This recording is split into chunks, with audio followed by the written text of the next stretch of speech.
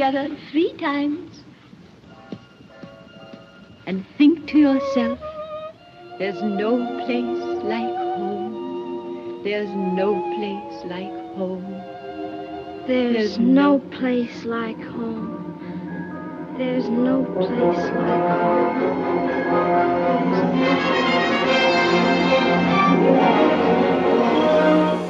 There's no place like historic Grayson Stadium. Welcome into Game 9 of the 2025 Banana Ball World Tour, our first back home here in Savannah. And what a beautiful home it is. In the 100th year of Grayson Stadium, our beloved park has had some serious renovations, as you can see.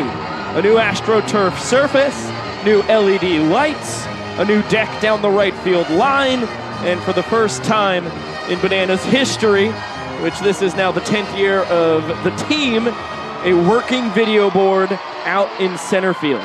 The future is now, and what a snazzy sight it is. You look live at a brand new Year 100 historic Grayson Stadium as the Banana Band and cast and crew parade through our historic grandstand here. And we zoom in on an untouched broadcast booth, still standing. And we welcome you inside with Josh Talevsky, Biko Scala. Thank you all so much for spending your Big Tiger Friday with us here in virtual Banana Land. As exciting as the new field of play is here in Grayson, I'd be remiss if we did not talk about what's happened already this year. 8 games in the book so far, and Banana Ball has been wilder than ever before. Well, when I think about the theme of this 2025 tour so far, a lot of it is new and improved. We've seen a lot of records. 80 trick plays across a 3-game series in Glendale, and a weekend ago we saw all 3 games go to showdowns for the first time in Banana Ball history. And Biko, I think that is going to apply to this series, especially when you consider the massive upgrades that Grayson Stadium's gotten this year. Yes, far more trick plays than ever before. We're averaging nearly 21.5 trick plays per game. That's up 7 from last year.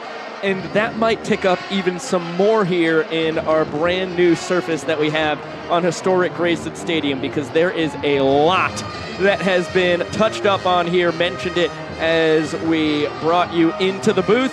That is the new video board. Shout out Daktronics. That is a beautiful sight. Josh and I got to do our first on-field ripe rundown thanks to it. And as we zoom out, that is the most beautiful field of play that I've ever laid my eyes on. But you also don't want to forget about the new lights that we have in Grayson Stadium as well. They are going to impact batter walk-ups, pitcher entrances, and you're going to get a better experience when it comes to traditions in Banana Land such as yellow. And of course, a big focus is going to be on those trick plays. I know a lot of the players have really enjoyed getting their practices on this surface, and we could very well see a new single game record this weekend. Okay, for more on what a brand new Grayson Stadium means, let's send it down to the field to Sam Bauman.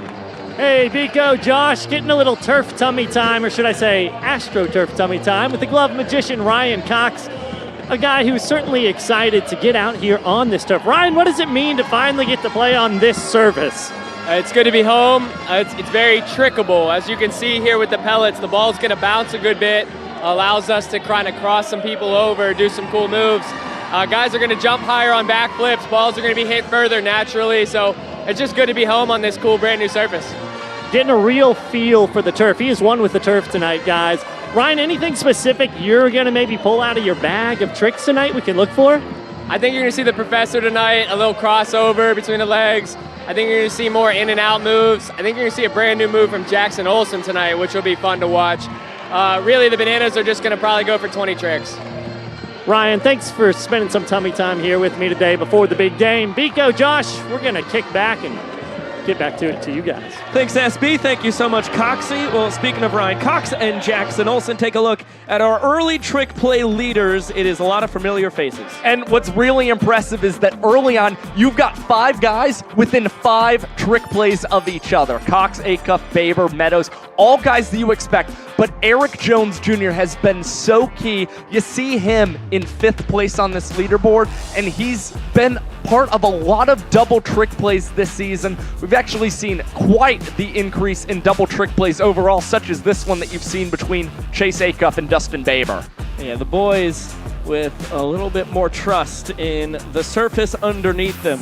here in historic Grayson Stadium, so I think we'll see a plethora of brand new trick plays across this 3-game set here. And before we get you to Banana Ball tonight, let's get the 11 rules of our young sport. The name of the game is Banana Ball, and this is the fastest, most entertaining game in sports. Rule number 1, win the inning, win the point. If you score the most runs in an inning, you get a point. The most points win the game. But in the last inning of Banana Ball, every run counts as a point. Rule number 2, there is a 2-hour time limit. No new inning can start when the clock hits 0. Rule number 3, if you step out of the batter's box, it is a strike. Rule number 4, no bunting. If you bunt, you're thrown out of the game.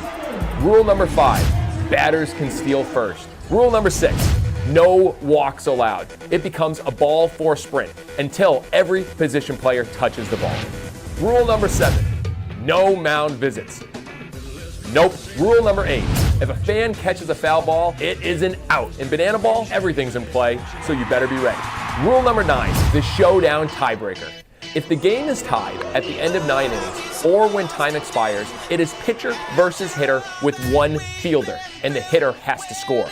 Rule number 10, the Banana Ball Challenge Rule. You, the fans, have the opportunity to challenge a ruling on the field. Rule number 11, the Golden Batter Rule. A team can send up any batter to hit in any spot in the lineup. This is guaranteeing the best possible matchup at the end of the game when it matters most. These are the official rules of Banana Ball. All right, now that we have the rules of Banana Ball, let's get a look at our starting pitching matchup here tonight.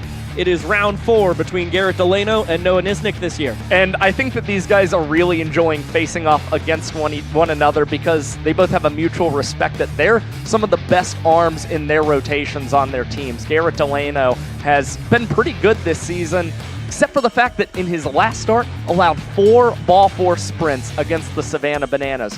Meanwhile, for Noah Nisnik, he has been pretty phenomenal. Only 1 earned run across his last 2 starts for the Nanners, and 54.5% of the total outs behind Nisnik this season have been trick plays. We mentioned Niz, only 1 earned run across his last 2 outings. That is 8 innings pitched. You can say the same about Delano, only 1 earned run across his last 2 outings, 6 2/3 for Garrett. It's really been a mixed bag. You mentioned the 4 sprints he allowed. He did pick up 4 strikeouts and is currently Banana Ball's strikeout king on this young tour. Yeah, he's looking to repeat as the tour strikeout leader for a 2nd straight year. What I think is going to be really interesting about this pitching matchup tonight in Grayson Stadium, the effect that AstroTurf might have on these guys, we could very well see a couple of trick pitches from both of these talented arms. Noah Nisnik already has 1 trick pitch strikeout this year. We'll see if Delano can pick up his first against the Bananas lineup that we're finding out right now. Bananas! Leading off in center field, number 5, DR the Doc Neto! Batting second, the DH, number 19, Dan Ober! Batting third at first base, wearing number 3, Eric Jones. In the cleanup spot, left fielder number 15, we call him Rack Robert Anthony Cruz. Batting fifth in right field, number 2, Reese Superman Alexianis. At second base, wearing number 8, he's our greatest showman, Jackson Olsen.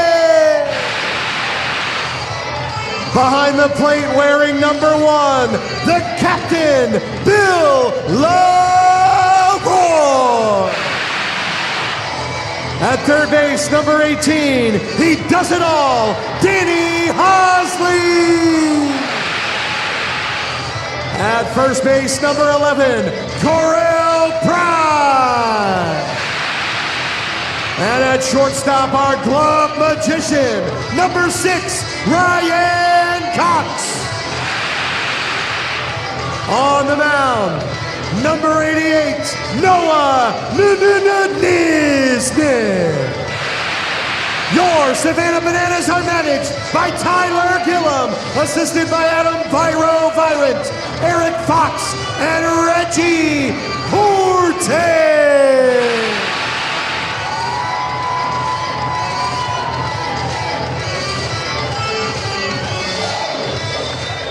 Fans, please remain standing and remove your hats. Here to honor America with the singing of tonight's national anthem, please welcome Ansley McKee.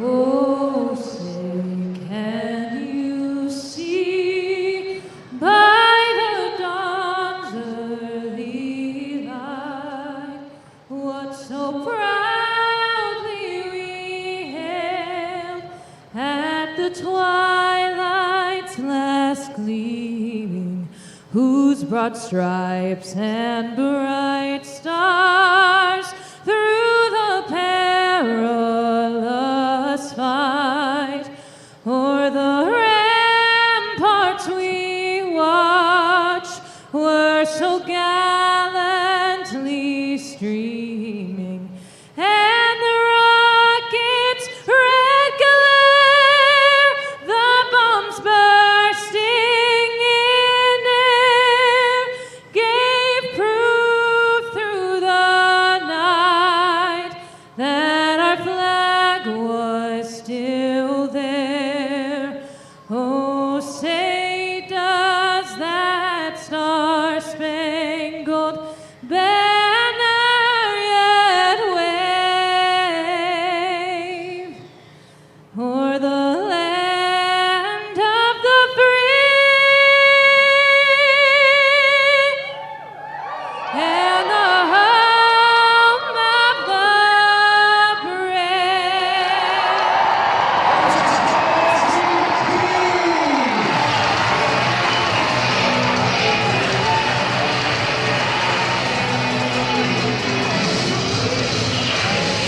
You are watching Game 9 of the 2025 Banana Ball World Tour. Reginald Horton fired up to have brand new AstroTurf under his feet. Over 2 decades he has spent working here at historic Grayson Stadium. And now in the 100th year of Grayson's existence, it is a brand new look for our beloved ballpark.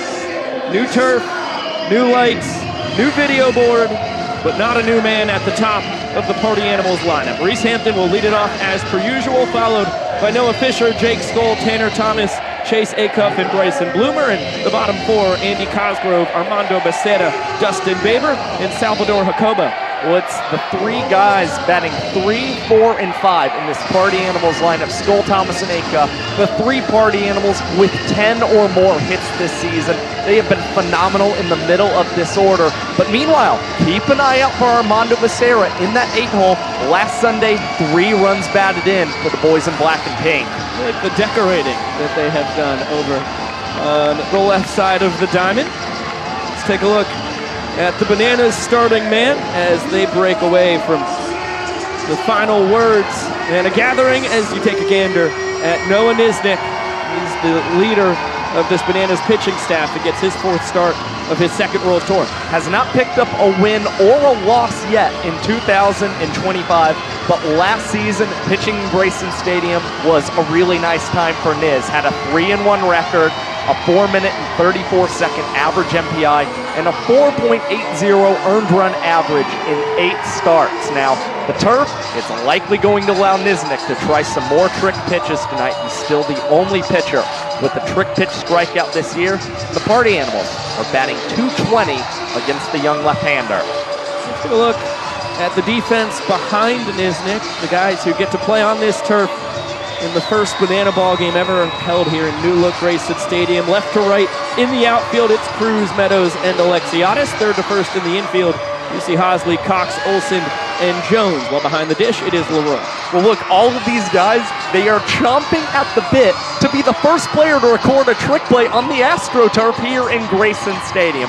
The money is obviously on the tour trick play leader in Ryan Cox, but don't be surprised if you get a rack flip or a back flip from Cruz or DR Meadows. Of course, Cox also Banana Ball's all-time trick play leader. He is closing in on the 400 trick play mark. Well, nobody else has reached the 300 plateau. Let's toss it on down to Jesse Cole to kick this thing off.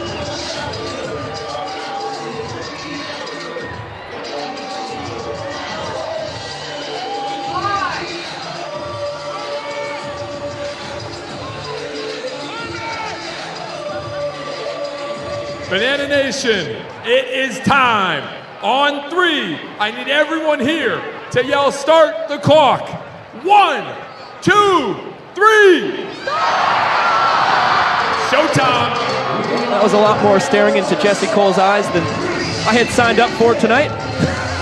I liked that. I know you did. I know you did. Josh was jumping for joy up here in the booth next to me. All right, let's kick it off. Banana Ball 3.0, a brand new era here in historic Grayson Stadium. And that's ball 1 to the switch hitting center fielder Reese Hampton. Swinging it from his natural side. As a righty, you get a look at his numbers from last year. Trying to keep a 6-game on-base streak going into tonight. And there's a trick pitch early from Noah Nisnik, bouncing it off of the rubber and delivering a pitch that's battled off foul by Hampton.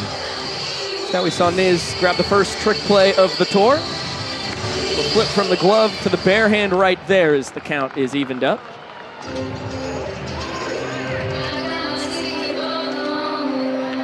And that one fouled straight back. He's only hitting a .152 to kick off his 4th World Tour. We're gonna heat up. That one on a hop. Danny Hosley bounced behind the back to the glove. EJ, oh boy, look out over at first base. Scary situation. Seth Markham is gonna say that EJ had control of the ball before he was barreled over by Reese Lightning. EJ thinking about trying to turn it into a double trick play, ended up in an awkward situation. And Hampton well within his rights in the baseline to go right through him. Yeah, it was just poor positioning from Eric Jones Jr. at that first base bag, but nonetheless, Danny Hosley, the man, grabbing the first trick play on the new turf here in Grayson. How about that for the first trick play here? Woo! That was fun. Ball and a strike now on Noah Fisher. Just like Hampton before him, slow start here to the tour. He's hitting 143, but what you cannot be upset about is the 375 on base percentage, which will lower by a couple ticks. As Reese Alexiadis trying for the tornado catch. And once again, has to contend with the Cape. And the Cape victorious. Blocks Reese's attempt at the trick play. It's the second time we've seen the Cape get in the way of Reese Alexiadis. And this one even more than the first time, as you saw Reese pretty much catch the Cape rather than catch that banana ball, and took a tumble while he was at it, which is what really helped Fisher get into scoring position. I still don't understand how it did not happen more. Across his 57 trick play attempts last year, which he nailed 54 of them. Now here on Tour 2, he's 8 for 11, so he's already has more trick plays missed than a year ago, and 46 less attempts. 2-1 on Jake Skoll, the team leader with his .421 batting average. And scrapes the outside corner. Same goes for his 2 homers. Pacing the tour with 7 extra base hits overall. Bill Leroy cannot believe that was not called strike 3 by Vincent Chapman. Now we get the payoff. Chop to the right side. Olsen fielded under the leg. Flip back up to the bare hand. Fine trick play by the grade 8 for out number 2. That was silky smooth from Jackson Olsen. Takes it in the glove for a second, flips it up to himself under the leg, and a nice easy throw to Eric Jones Jr. A new one for Jackie. That could have been the one we saw Cox alluding to in the pregame show. The cleanup spot we go. Tanner Thomas gets a fastball, taps it to Cox. Between the legs, over to first. EJ! How'd he catch that under the leg?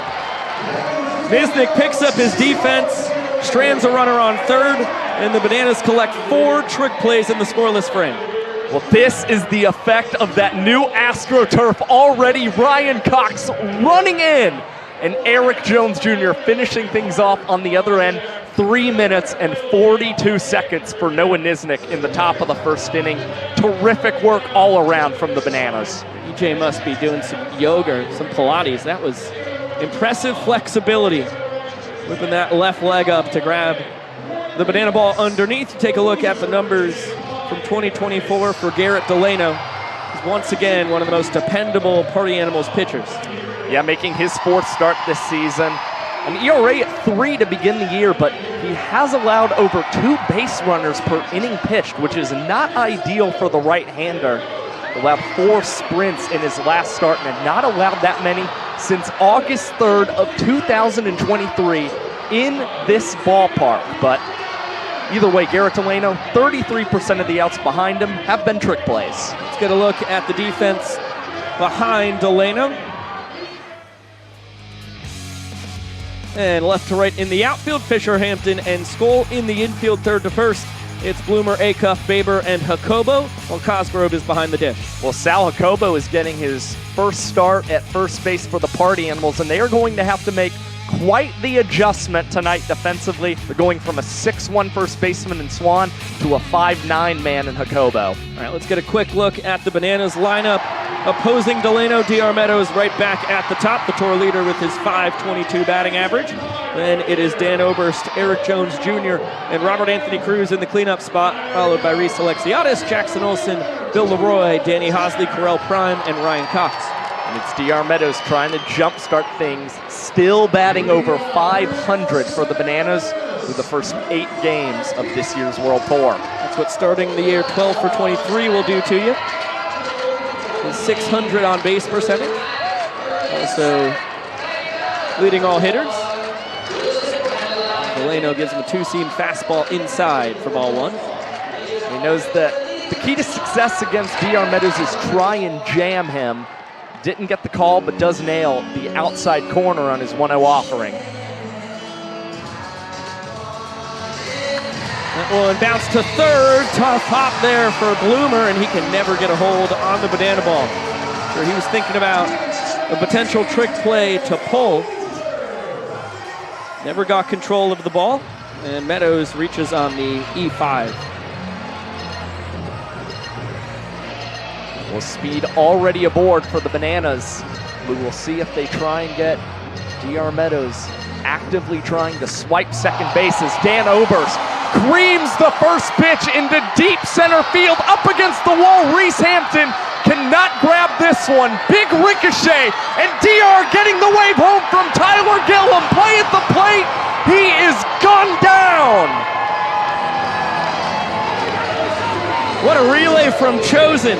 Right on the money. Cosgrove asking for some applause for the boys in black and pink. That was textbook from Hampton to Acuff to Andy. They deny the inning-winning run from scoring. Now Dan Oberst takes over as the inning-winning run at second base. It seemed to be one of those plays, looking at the slide into home, Meadows trying to go to the outside portion of home plate, and Cosgrove had himself set up in a prime position to apply a tag on Meadows, who I don't think ever was able to touch home. Nice change up there from Delano, part of his 5-pitch mix. 4-seam, 2-seam cut fastballs. The curveball as well as the change you just saw. In the driver's seat, goes back to the changeup. That one is destroyed but foul. DJ doing a good job getting the hands in. Slow start to his 4th World Tour, hitting .208. Only 4 strikeouts in 8 games, 4 ball, 4 sprints to match them. Showing the excellent eye right there, not biting on the bender. 4 of his 6 runs batted in this season have come on either a ball 4 sprint or a sacrifice fly. We'll see if he continue to put up a good battle against Delano. Acuff between the legs on the run. Nice stretch from Jacobo at first. And a flipping out call from Seth Markham. And here come the Party Crashers to celebrate the first ever Party Animals trick play on the new AstroTurf. What a celebration. Impressive strength there from Stunt Marshall. Well, CB Suave just partying it up, going wild around Acuff.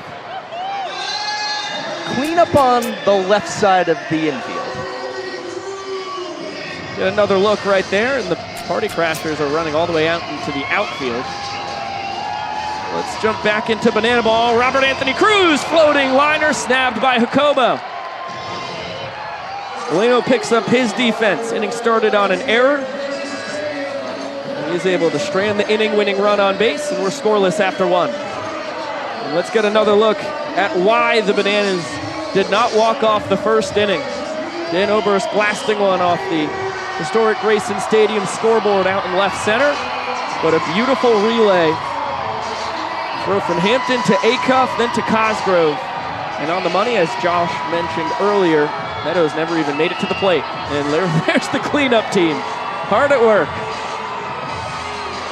Well, good that the Bananas and the Party Animals are working together on this one. Obviously, you don't want to see some of that confetti or any of the streamers getting in the way of a possible trick play, as we've already seen 5 in tonight's game through the first inning. 4 from the Nanners, 1 from the Party Animals as Dalton Malden and company finish up handing yellow roses out to the fans on a frigid night here in historic Grayson Stadium. Big thank you to everybody who is braving the elements and has come to hang out with us here. Less than 45 degrees. Feels a lot colder than that. Bill Leroy misses his trick throw down to second.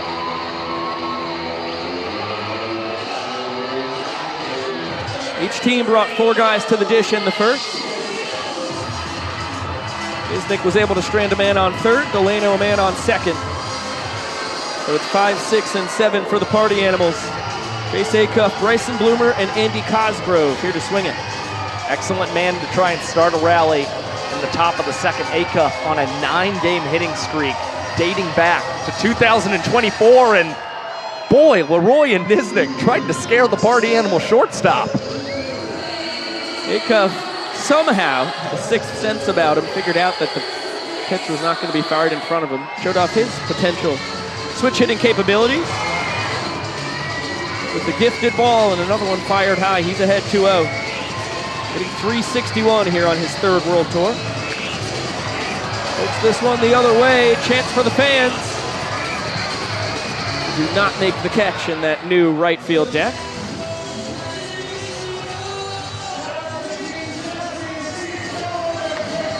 This one rolled softly left side. Hosley barehand on the run, not in time. Never had a chance. Acuff shows off the wheels. As the first hit for the Party Animals tonight. Sometimes you don't need big exit velocity to get that first knock for your team. Good hustle from Chase Acuff down the line. Now Bryson Bloomer off to a pretty impressive start in 2025. We'll try and keep it going. That's Chase's 14th hit. 2 behind Skoll for the tour lead. Bloomer for his part, 9 for 29, hitting .310. Doing an excellent job getting aboard. .429 on base percentage. And with an 0-1 count on him, looks like Nisnik is going to turn to some trickery. Brings in Olsen, Cox, and Meadows.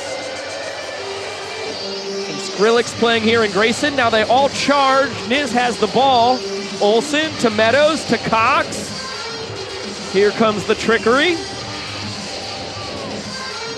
Niz kept it the whole time.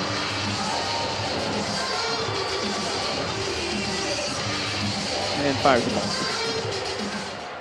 Bloomer, just like myself, not really sure what the heck just happened. I mean, I would be in disbelief too if I was Bryson Bloomer. So many different things you have to keep your eyes on, from the throw of a couple gloves to the hats as well, and most importantly, the banana ball you're trying to hit. Bloomer behind 1-2 now. He's only struck out twice this year. Great take on the changeup there from Nisnik. That's compared to 4 ball, 4 sprints earned. Shanks this one, fielded in between the legs by EJ. Need a tag at second for 2 in time. Andrew Bartman, the umpire, says Cox able to get the glove on Acuff. Chase disagrees. We'll get a replay on the broadcast, see if the Party Animals challenge. And they will. So the replay that much more important. We've got a minute to see if we have evidence to overturn the call made on the field. Yes, if he stays on the bag, this is an easy overturn. Here we go, Chase. Yeah, safe. Look at that. Safe. flip it. Good effort there by Cox. You can see it in his eyes. That was a really nifty tag from Acuff. Rolling on the field is overturned. He is safe. Those are the reviews we dream of. That's just, I'm feeling great. Get a gimme early in the night. Let's stay hot.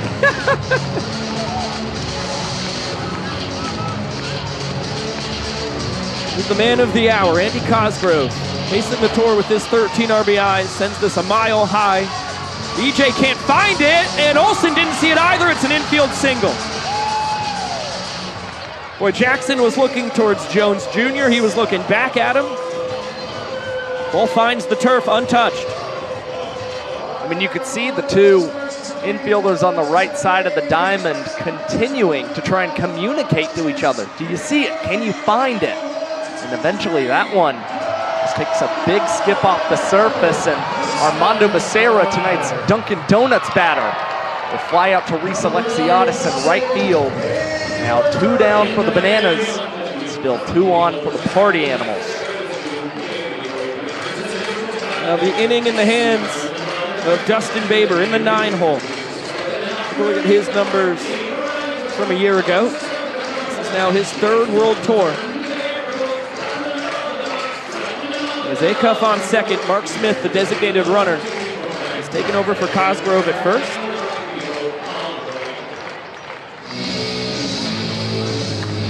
And Baber lifts it, foul territory. Redemption for EJ, he'll grab it. For out number 3, Isnick strands a pair of runners, puts up another big goose egg. And the Niners will just need 1 run in the bottom of the 2nd to walk off the inning, get the first point available tonight. Let's learn some more about Banana Ball tonight, talking about minutes per inning. One of Banana Ball's unique stats from baseball. Take a look at the 5 fastest innings of all time at the bottom of your screen, with Zach Phillips sneaking in there. This past weekend in Fort Myers, was able to get through the top of the 7th in 1 minute on the dot. And he only wound up throwing 6 pitches. You see just 2 pitches into the inning. A fly out from Bryson Bloomer and a beautiful trick play from Ty Jackson. 3 pitches later, this one skied at second base. Olsen was trying for a pop, wound up making the catch. And then 1 pitch later, it's KJ Jackson across the diamond. 1 minute on the dot for Philly. And now already in 2025, we've seen a man sneak into one of the top 5 fastest innings in Banana Ball history. And for all those, again, the minutes per inning, it's the amount of time it takes a guy on average to record 3 outs in Banana Ball. Right, and it starts when the pitch leaves his hand. It ends when the ball enters a glove of whoever is recording that final out of the frame. We take time out for specialty walk-ups, for planned entertainment like Vincent Chapman dancing his keister off. And make it as fair as possible for all sides. So far, every inning tonight has been thrown in 4 minutes and 6 seconds or less. That's a good pace. Jacobo in foul territory, trying for an insane trick play, wasn't even close to it. It's good to see a smile on his face. It's the first time Sal has manned first base since he was 10 years old, playing travel ball in Arkansas. Well, you can see the rookie a little eager, trying to get himself in the trick play department tonight. Fortunately for him, he just took advantage of an opportunity that if this ball going to land in foul territory and I don't catch it, it's not going to count against my team, and it's not going to put Reese Alexiadis on base. Molino scrapes the outside corner, evens up the count. Trying to mess with timing. This one cranked, what a snag. Grayson Bloomer, 360 between the legs, gets it off the turf, fires it across the diamond just in time to nab the speedy Alexiadis. Impressive play from Bryson Bloomer. One more look, snares the liner, has a little trouble with the between the legs, but it's the rookie, Sal Jacobo. Pretty nice stretch over there at first base to preserve an out. This one cranked deep to right. Jackson Olsen to the seats. The grade 8 walks off the bottom of the 2nd. Manners lead 1-0. Olsen's first home run of 2025. The first ball he's hit out to right field this season. Maybe finally getting his timing down at the dish for the Bananas. The biggest hit of his season. First home run, first walk-off. Nabs them both in one fell swoop, and SB's got him. Yeah, guys, here with Jackson. Jackson, first big homer here at home. How's it feel? We're home, and when we're at home, good things happen. That's it. Is it the turf? Is it the lights? It's the board? What is it? I think it's all of the above. I think it's you. I think it's you, too. Jackson Olsen, a humble guy, and he knows ball. That's why I know it was all thanks to me. Be good, Josh. It's an astute observation there. Jackie, get another look at Olsen's first bomb of the year. He knew it. So did all the party animals. They were heading back to the dugout before that ball sailed over the wall. Struck well, laser beam on out of here. And he's a pretty elite batter in Grayson Stadium. Had great numbers a season ago as 2 of his 3 home runs came here in the confines of historic Grayson Stadium.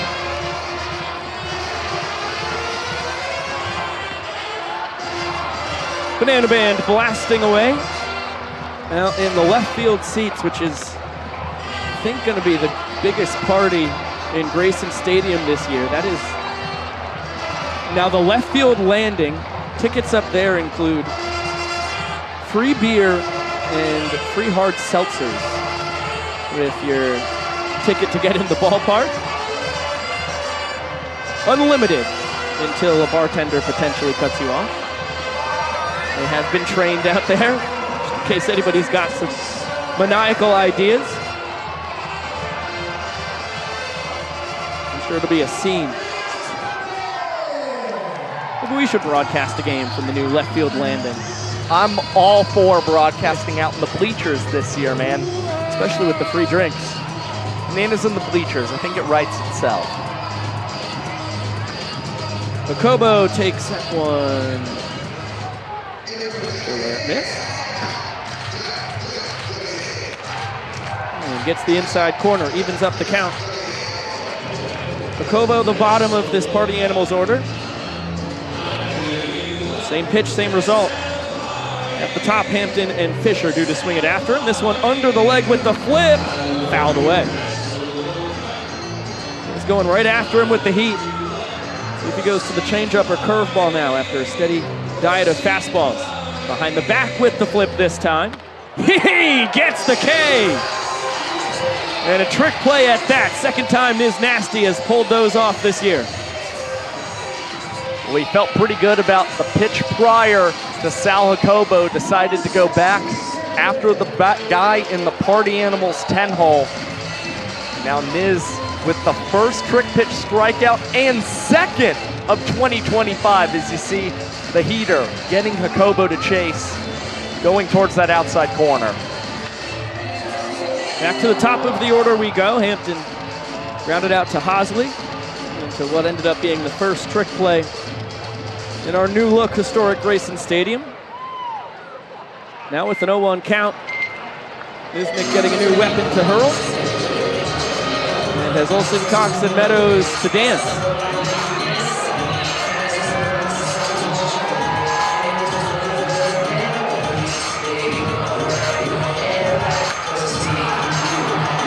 Finds the zone, fouled away, 0-2 count. And much to the chagrin of Reese Hampton, he was keeping his entire body very active in that batter's box, waiting on that pitch. Just couldn't get his timing down. And now more frustration as Hampton caught looking, a 3-pitch K for Noah Nisnik and back-to-back punch-outs to start the third. Beautiful backdoor curve right there, ended up right down Broadway. Hampton knew it, did an about face. And now Nisnik trying to strike out the side. Well, Fisher stands in his path, goes right back to the curve. Jumps ahead of the Animals left fielder.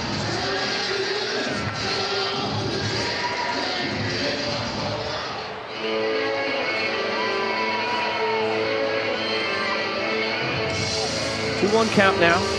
Nisnik doubles his trick play total on the tour. Both of them have come on trick pitch strikeouts. That one all the way to the backstop, but friendly bounce right there. Fisher, who has already stolen first once this year, thought about it. He'll stick with this 3-1 count there. Well, Leroy got a great jump scrambling to get that one. We've seen him catch a few guys stealing first base, going back to field those banana balls. Now the 3-1 pitch is skied into foul territory. Alexiadis and Olsen give chase. But this one will drop foul right around the Bananas bullpen. We'll get a payoff pitch. Isnick looking for his first clean inning of the night. So far has stranded 3 party animals aboard. Fastball misses down and in. Fisher earns the sprint. All 7 Bananas behind the pitcher and catcher have to touch the ball before it is live, and they pull it off to perfection. Get it around the field in short order. Hold Fisher to 1 base. That is the 8th ball 4 sprint that Noah Fisher has drawn in 2025. Good for 2nd on the World Tour. Again, not necessarily hitting for his average quite yet. He has been extremely productive in terms of reaching base consistently for the Animals. Jake Skolbath, 2 for 6 against Nisnik this season. Ball and a strike on Skoll. Yeah, Fisher now just 1 sprint behind Swan for the tour lead. Jason Swan, remarkably, 9 sprints to no strikeouts. He's now sidelined for a couple weeks with the hamstring injury that he suffered last Saturday night down in Fort Myers, Florida. This one cranked foul. Deuce is wild.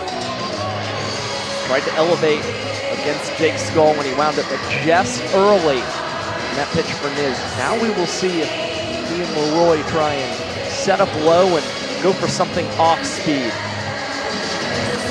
Tries to front throw the curveball, never finds the zone. Payoff misses, back-to-back sprints with 2 outs. Fisher was off on the pitch, so the Bananas need to be clean around the diamond, or else he could score. Skoll shows off the speed and is able to beat the Bananas to second base. So he grabs 2 bases. And another situation that is real sticky here for Nisnik. Stranded a man on 3rd in the 1st, runners on 1st and 2nd in the 2nd. Now trying to strand him on 2nd and 3rd here in the 3rd. Well, you saw how enthused he was collecting back-to-back strikeouts to start this inning. I think let entertainment get the better of him just a bit. Now really has to dial it in against Tanner Thomas, who was 11 for 22 against Nisnik a season ago. Did he go? Yes, says third base umpire Hunter Ives. Not able to check it on the curve. 1-1 offering. Goes to the changeup. Nisnik a strike away from escaping. Tanner Thomas, a rare lefty who has better numbers against left-handed pitchers than righties. You do not see it very often. But as Josh mentioned, boy, he hits Nisnik very well. He's one of 3 party animals with 10 or more runs batted in this season, and looking to tack on some more. Swing and a miss. Nisnik comes up with his 3rd K of the inning, fired up as he leaves the field, and strands 2 more party animals while we get ourselves a brand new promotion.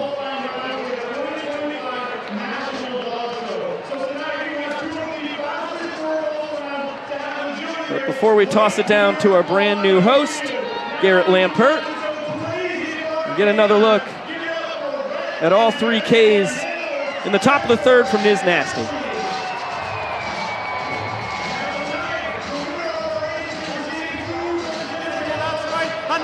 Juicy cheeseburger, but the loser, they're stuck with a plate of dog food, and I'm not talking fresh pet.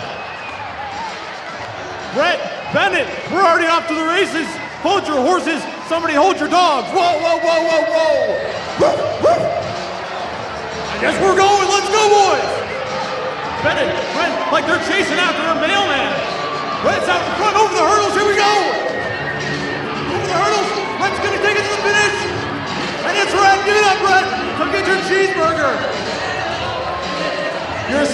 dog food. Red, here you go, brother. Oh, man. Red, you really got that dog in you, brother. Here we go. Eat the dog food, man, you lost. Come on. One bite of the dog food, Bennett. It's so good. I'll eat.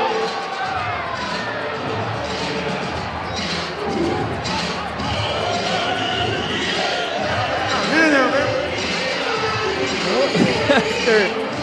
Eventful top of the third and eventful first promo ever called there by Garrett Lampert.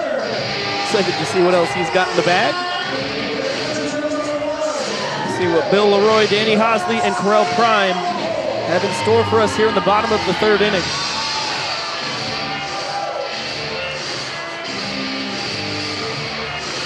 First up, the 8-year Banana. Nice start to his 4th World Tour. Might get even better. This one blasted deep left field. Bill Leroy walk-off bomb. Back-to-back swings from Olsen and Leroy.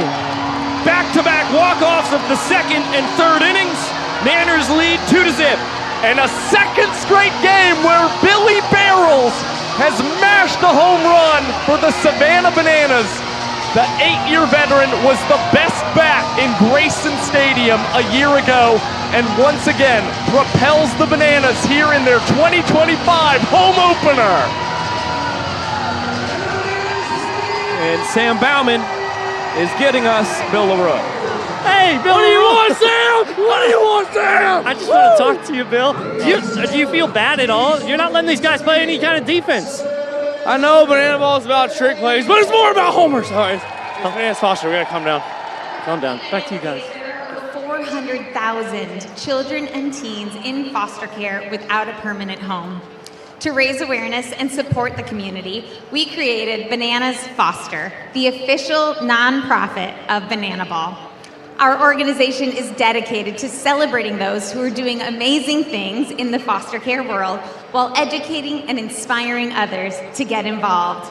Tonight, we are celebrating the Kaiser family. Tim, Alice, and their biological daughter became a licensed foster family 12 years ago. At that time, in Glynn County, there was a total of 12 licensed foster homes, yet 90 kids who were in need of a safe place to go. They quickly took in a sibling group of 3, and when reunification wasn't an option, they adopted those sweet kiddos into their family forever. Fans, please help us celebrate this amazing family to the field, and let's celebrate them for what they're doing for foster care right here in Georgia.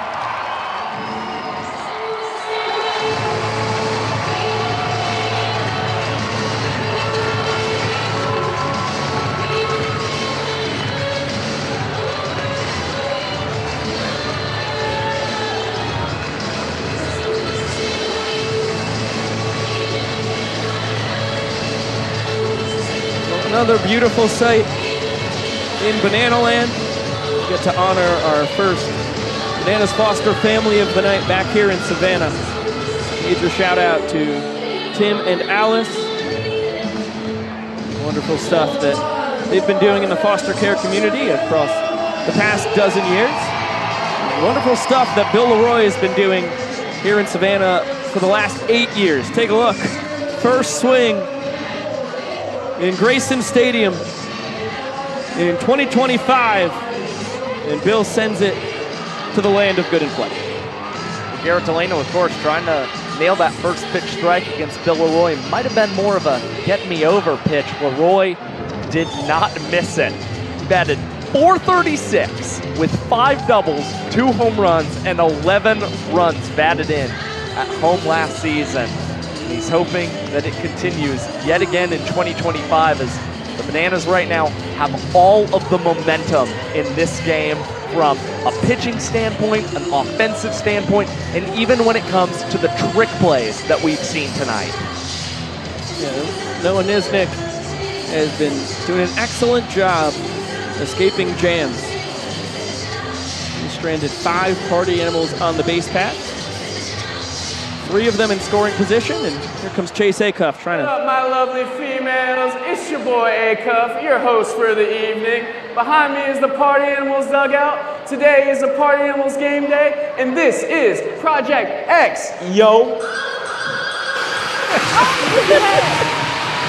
Acuff, I was going to say, trying to change the fortunes of the Party Animals tonight. I think this is a good way to start.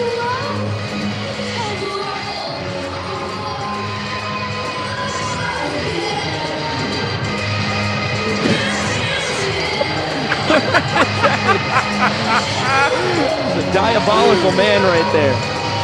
He was planning to party. If it were me, that would be how I celebrate trick plays. Well, he got the party going for the Animals tonight. It's their only hit so far. We'll check that, half of them. Acuff and Cosgrove with a pair of knocks. Andy got his by just popping the ball up in the hit field. Acuff really taking this character to heart here. Nisnik saying he's going to give him a fastball. Well, Chase got the pitch he wanted. Fouls it out of play though. He just does not stop. I love the challenge from Noah Nisnik. The smart thing that Niz did, run that in on the hands of Acuff to try and jam him. Now elevates a heater, and these two continuing to go at each other. All right, Niz is going to give him some more gas. Acuff obviously ready. A little bit early on it. Well, his boys continue to go bonkers behind him.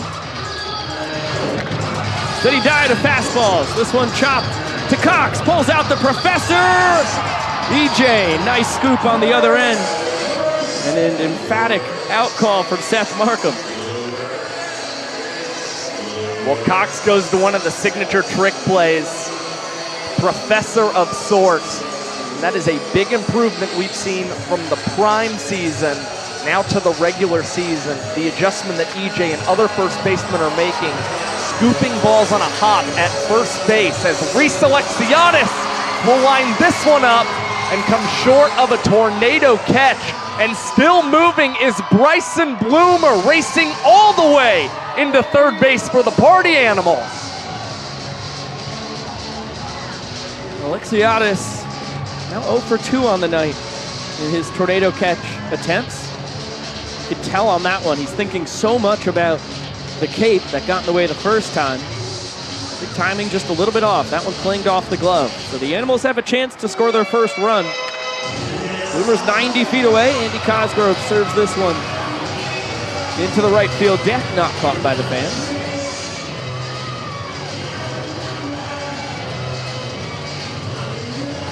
Great hustle on display there from Bloomer. He was busting it out of the box. Got 3 bases on the trick play, missed easily. Now Vincent saying he has to dust off home plate. Kind of confusing. There's no dirt anymore. Just some rubber pellets. A couple pellets on there. The AstroTurf. It was obscuring his vision, so he clears them off, and now he dances.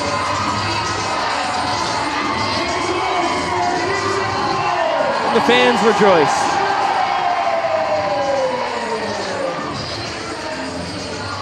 I actually went to the eye doctor recently, and I looked through the little binoculars as they tried to zoom in and test my vision. Right. Wound up being an image of Vincent Chapman shaking his tail. Excellent changeup there from Nisnik, looking for a big K. He's working quickly. Goes to the fastball. Cosgrove was ready for it.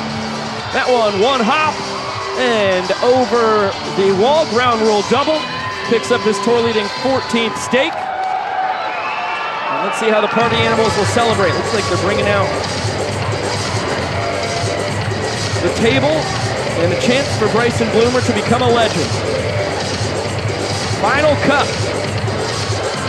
One shot, everybody knows the rules. Bloomer whiffs. Meow. Good direction, too much distance. See if the Party Animals try that again later tonight. Let the moment get too big for him. Yeah. Surprising. This guy who played a decent amount of Pong throughout his 3 years at Murray State.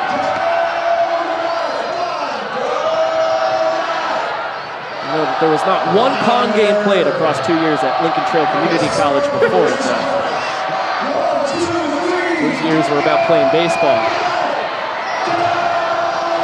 Healthy swing and a miss for Armando Becerra, our Dunkin' Donut hitter of the night. He goes down on strikes. The fans get free donuts. Isnick 1 strike away.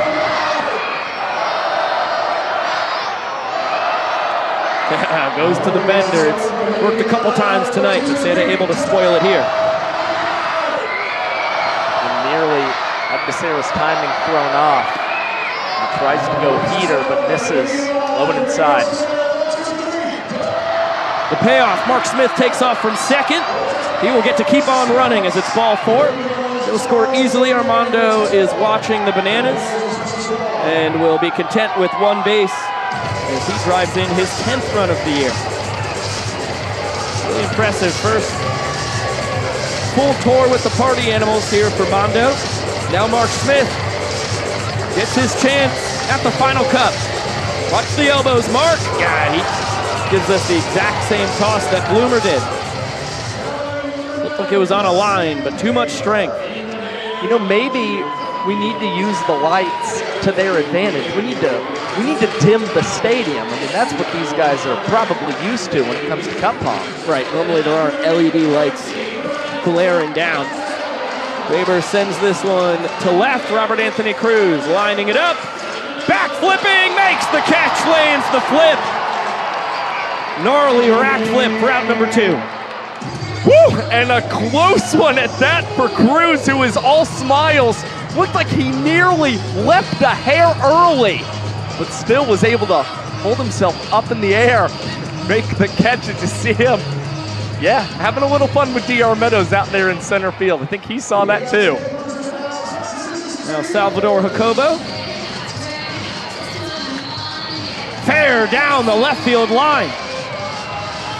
Becerra can run awful well. He's already around third when Rack declares that it's a dead ball. Got caught up in the bench in the Party Animals bullpen. That's a lucky bounce for the Bananas. We'll see what the umpires rule. If Becerra should be awarded home plate or third base, and yeah, Vincent Chapman telling him ground rule double, and only get to advance 2 bases. So that saves a run for the Bananas, at least for now.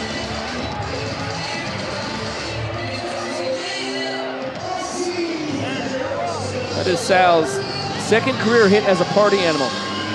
Third career hit, rather. Second double. Showing some extra base ability. Ball and a strike now on Hampton.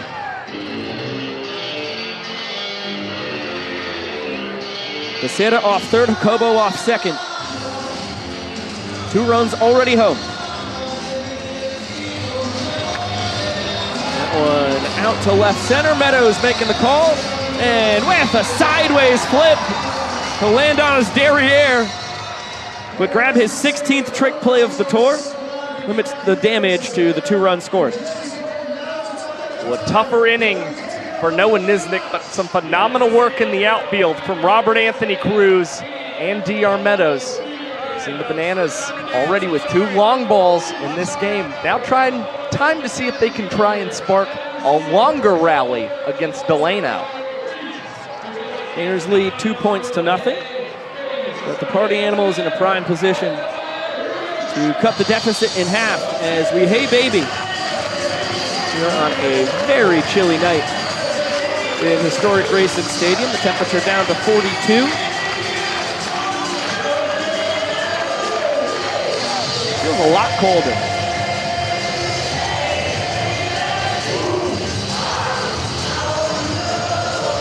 But everybody bundled up and bringing the energy here for the first Banana Ball game of the year at home.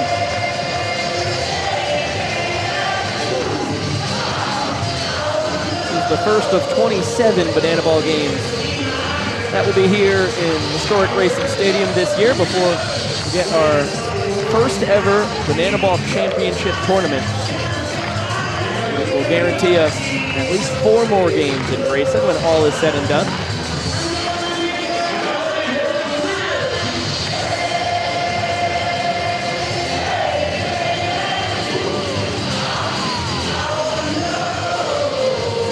get a good look at the bundled up fans in the grandstand, making up the 240th straight sold out crowd here in Grayson.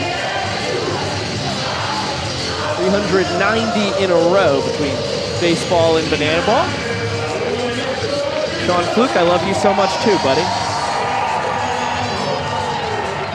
Hit a heart sign pointed right up to us in the booth. Kind soul right there. Well, the last two pitches Garrett Delano has thrown have left the yard. Walk-off homer in the second from Olson. Walk-off homer in the third for Leroy.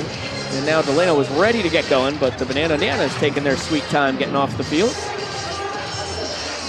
Be worried about the ladies. That is care for the elderly. Yeah. And Hosley was trying to make it.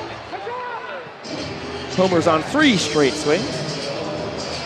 Not gonna happen. 0-2 count. Delano continues to pound the zone.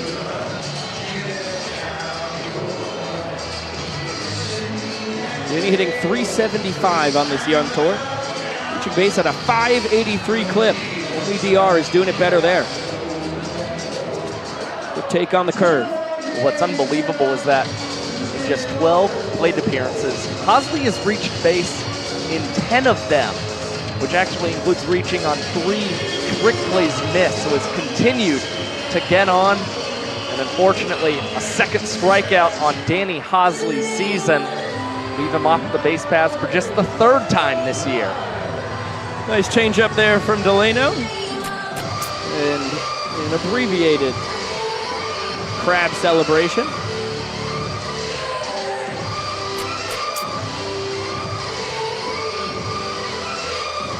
Now the extra hitter, Correll Prime, steps in. He gets the curveball for a strike.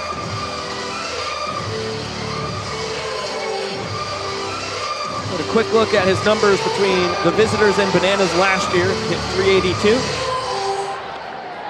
He is 4 for 12 to kick off year 2 in Banana Land. 3 ball, 4 sprints. As the on-base percentage at .438. And just like Hosley before him, cannot connect on a 2-strike off-speed pitch. That time it's the bender. Back-to-back Ks for Delano.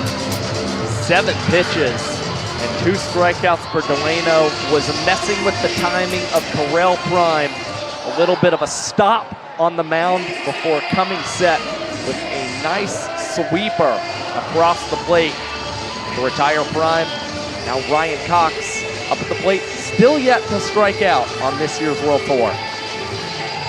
Cox, another guy who's swinging the bat well. It's really impressive what the bottom 4 for the Bananas in this order have done on this year. All 3 guys hitting .300 or better. Cox at .318. He's legged out a triple. And still yet to strike out.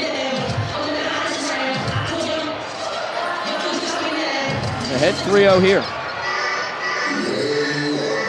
Looking for his first sprint of the tour as well.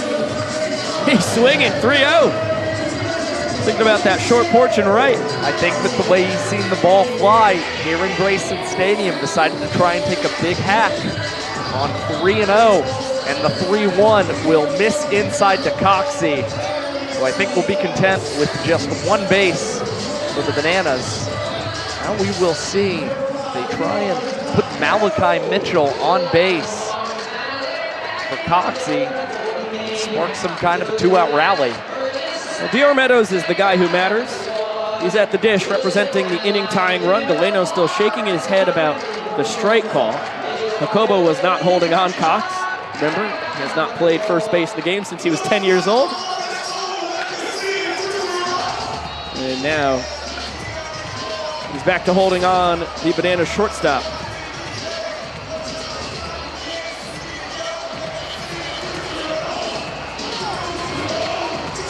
Didn't get to see where that ball 4 pitch was to Cox. I was watching on the monitor, and he was there, so there's nothing to add on the location. Swing and a miss. Nasty swing at that. DR will sheath his sword, and Delano, with a trio of strikeouts, earns the first point of the night for the Party Animals. is awful fired up about it. It's now a 2-1 game after 4. Much needed inning for Garrett Delano, collecting 3 punch-outs in 3 minutes and 59 seconds. And a lot of that came messing with the batter's timing on the pitcher's mound, something that maybe he should try and stick to should he continue in tonight's ball game. We'll see if Cowboy Kyle Lewigs will be trying to mess with the timing of the party animals here tonight. In fact, we can ask him right now. Kyle, you planning on messing with the timing of the party animals tonight, buddy? I'm more concerned about messing with your guys' timing in the booth, if that's all right with y'all. That sounds great, buddy. Yeah, get real, pal. How you guys doing up there? You nice and warm? Tremendous. And actually, we do have the heat blaring. It's very cozy. This is year 8 for you, Kyle. What's it like being in the middle of a new AstroTurfed Grayson Stadium? I mean, it's nice. You can't complain. Nice and nice hops to all the fielders. A little bit easier on the trick plays.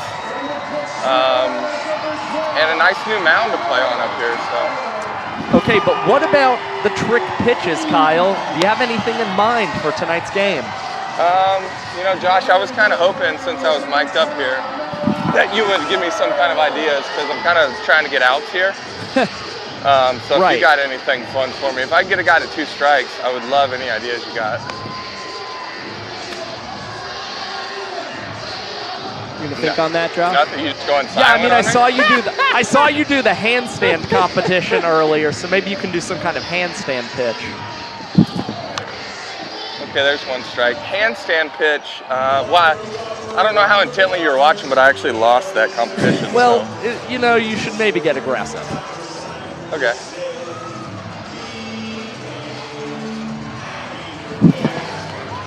Nice. Bottom of the zone, 0-2 count. Really easy part of the order to work through, 2, 3, and 4.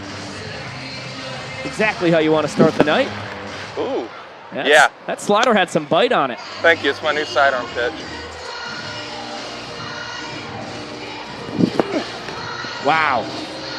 Good take there by Fish. Are you guys telling him the pitches up there or something? Yvonne's been doing that, actually. Got some 2-2 gas. How you like that, Fish? Right down the chute. Hit it if you can.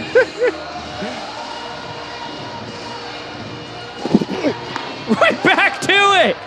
Cowboy Kyle. Are you guys doing it up there? Oh, we're belt buckling and we are also shuffling. Yeah, not a lot of room to shuffle up there for you guys.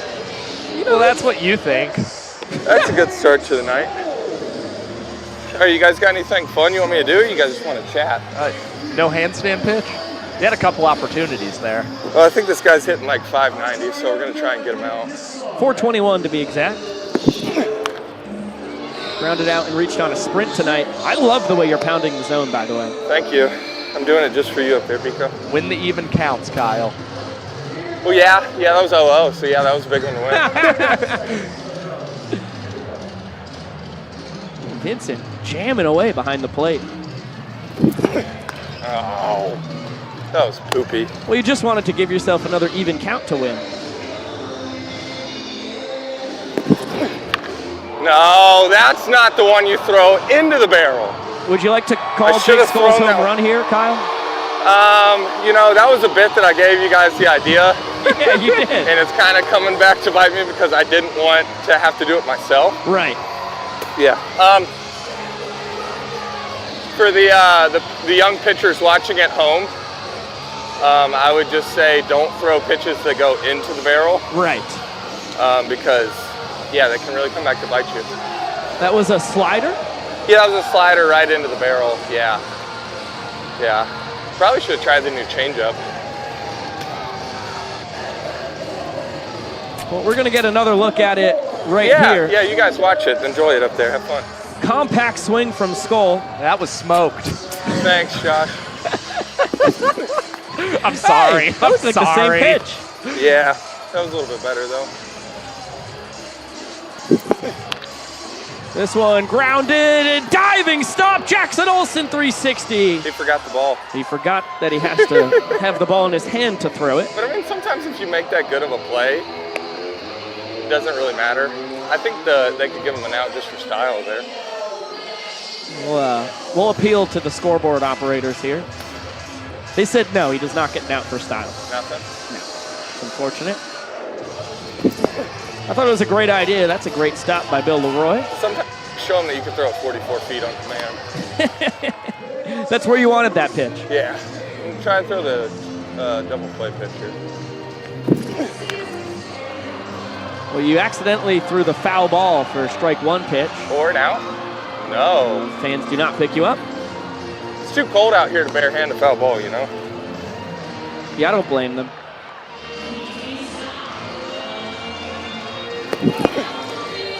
That was a strike. That was a good-looking pitch. Nobody was there at second in time.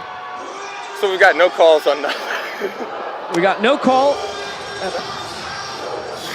Vincent says that was outside. Yeah, he had it outside. He had it outside. I thought it was. I didn't think that was possible. I think that was the same pitch. I think that one might have been more outside than the last one. You might be right. And Tanner on second, 2-2 pitch. Here comes the changeup, fellas. Oh! Filthy!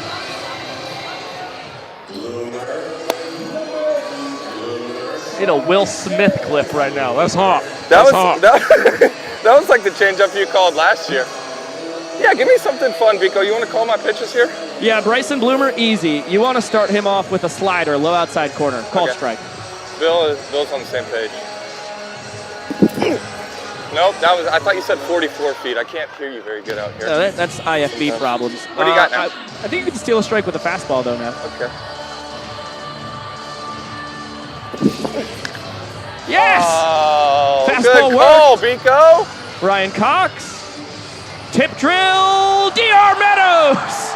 Out of nowhere to save the day. We get a couple mic'd up Ks with Cowboy Kyle, and then a trick play from the glove magician. And then Homer, don't forget that Homer. Kyle, I know it's cold out there. Did that get you sweating at all? Yeah, just a little bit. Thank you so much for joining us. Love you, boys. Thanks for the play-by-play on that Skull home run. Yeah. Let's get another look at the trick play from Cox. That ends the inning. Slap a star in your scorebook at home for what the doctor does to make that a trick play out. Well, you saw Cox's mouth agape, thought he was going to tip that one forward. Thank goodness for the speed of DR Meadows and his athleticism. Down to Zion Bright. Let's see if this fan is a better dancer than a banana. Okay, wow. All right, Lydia, let's see what you got. Here we go. Okay. Wow, Lydia. Oh, she's bringing out the pop. Oh! Zach, this is round 2. Let's go. Let's see what you got. Come on. Okay. Go, Zach! Go! Oh, man! That's nothing. Let's go, Lydia. Let's see what you got. Come on. Oh! I can't get up, but Zach, you go. Zach, you go.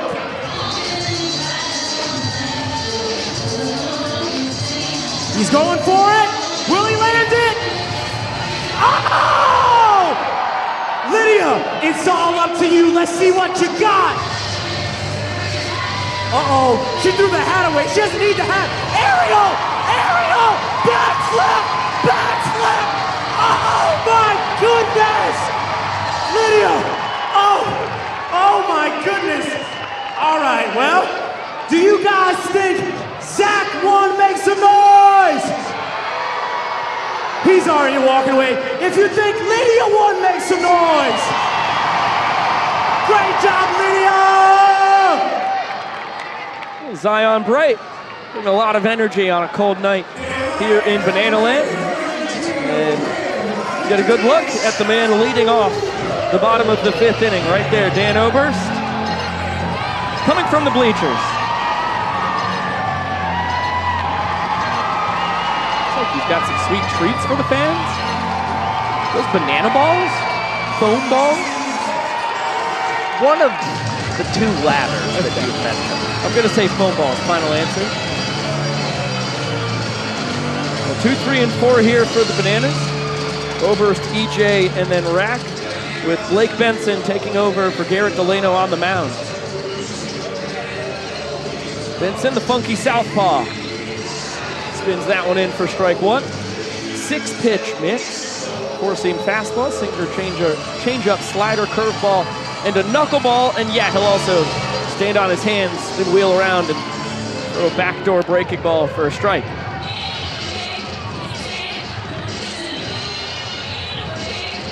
So far, only 2 innings pitched in his young banana ball career. Party Animals have earned a point in each of them. That one deep to left. It's gonna bounce fair and out of play. So Dan with his second double of the ball game. Good hit for Dan Oberst. Just timed up that breaker from Benson perfectly to keep it in fair territory. A prime celebration from Oberst at second. Now Eric Jones Jr. trying to see if he can tie up this inning as he grounds the first one off of Oberst. That is an unfortunate out for the Bananas. Dan now erased on the bases. Well, Oberst was thinking about scoring right into the Party Animals dugout. Ball hit too hard. Thought he was going to be able to hop it. But hit by the batted ball. He's retired. EJ now on first.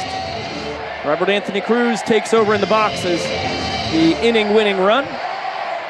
Healthy swing and miss. EJ was darting off the base when the pitch came in. Slammed the brakes. Nice curveball right there. Benson ahead 0-2.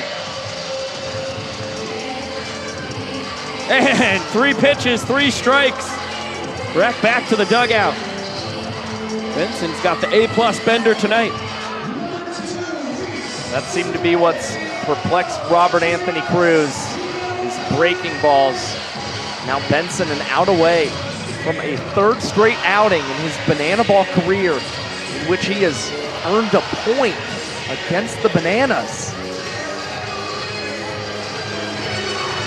Mighty swing and a miss from Super Reese. You can see Malachi Mitchell pinch running for EJ over at first. He represents the inning tying run.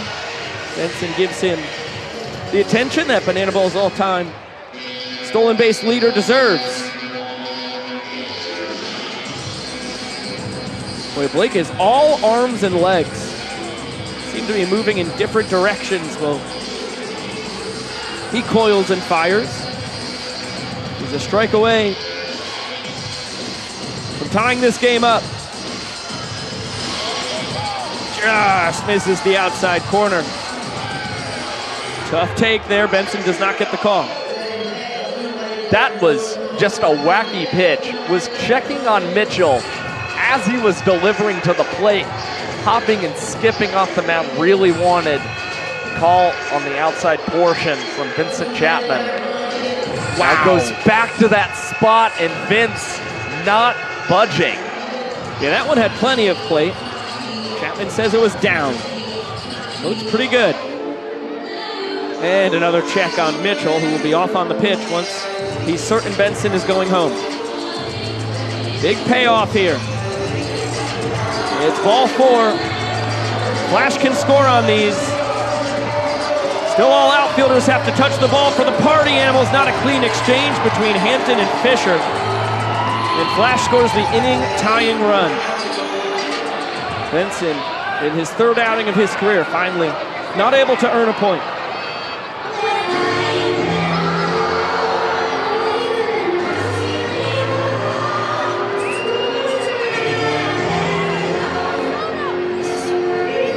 Unique celebration here from the Bananas.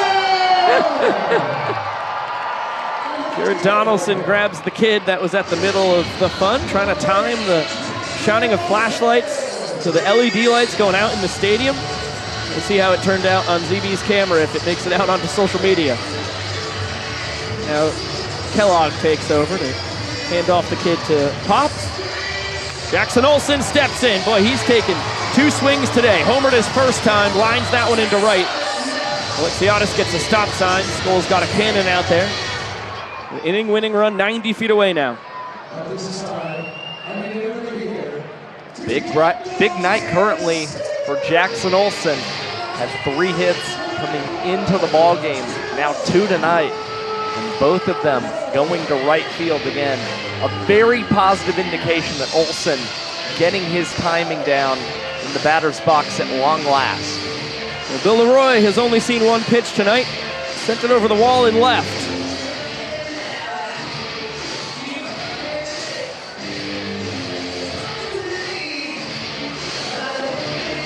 And 2 balls and no strikes.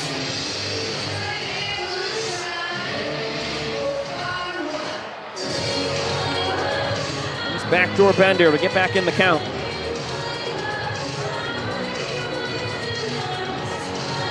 Goes right back to it. Same result. Benson a strike away from escaping. There goes Olsen. Leroy off the end of the bat. And diving catch. Noah Fisher saves the inning. Huge play from Fish in left center. We truly only started to play the outfield last season when he joined the Party Animals, and he has continued to improve defensively. One of the biggest catches of his banana ball career that isn't a trick play. It's Fish, and you see the reactions. Acuff and Hampton sticking the fist up in the air. A lot of joy that they were able to split the inning rather than lose another point in this ball game. Well, still a 2-1 lead for the Bananas. Let's get it down to SB with Bloomer. Pico, Josh. Yeah, Bryson telling me his juices are off the charts right now. Get in more in detail for that, Wilmy. Well, you know, I might yell on this mic, but it's cold out here. I don't know if you've noticed that. And so I've been running around like crazy, yelling like crazy, doing anything I can to stay warm, and I'm not going to stop until every single fan is out of this stadium. Bryson, you started the year with the flu, played amazing during that time. Any part of you wishing maybe you were a little bit sick right now just to feel warmer, the flu bug? Well, you know what, Sam? I would do just about anything to get a hit right now. So if anybody has the flu, let me know. Just come. I'll take your germs. This guy is looking for germs, hits, and a hot... I'm not scared of anything here. You look thirsty. Oh, my God. I have the flu, guys. Pico, Josh, I'm sick. That's how it happens. Thanks, SB. That was daring reporting down there. Gosh, I loved his first question, too. That brought me a lot of joy. Bloomer always does, as does Sam. Andy Cosgrove's been bringing a lot of joy to us in Banana Land here across his young career as well. Cranks that one foul. Not caught by the fans. Played 2 games for the Aussie Drop Bears last year. Now this is his 9th game as a Party Animal. He's been terrific. 2 for 2 tonight as he has to skip rope.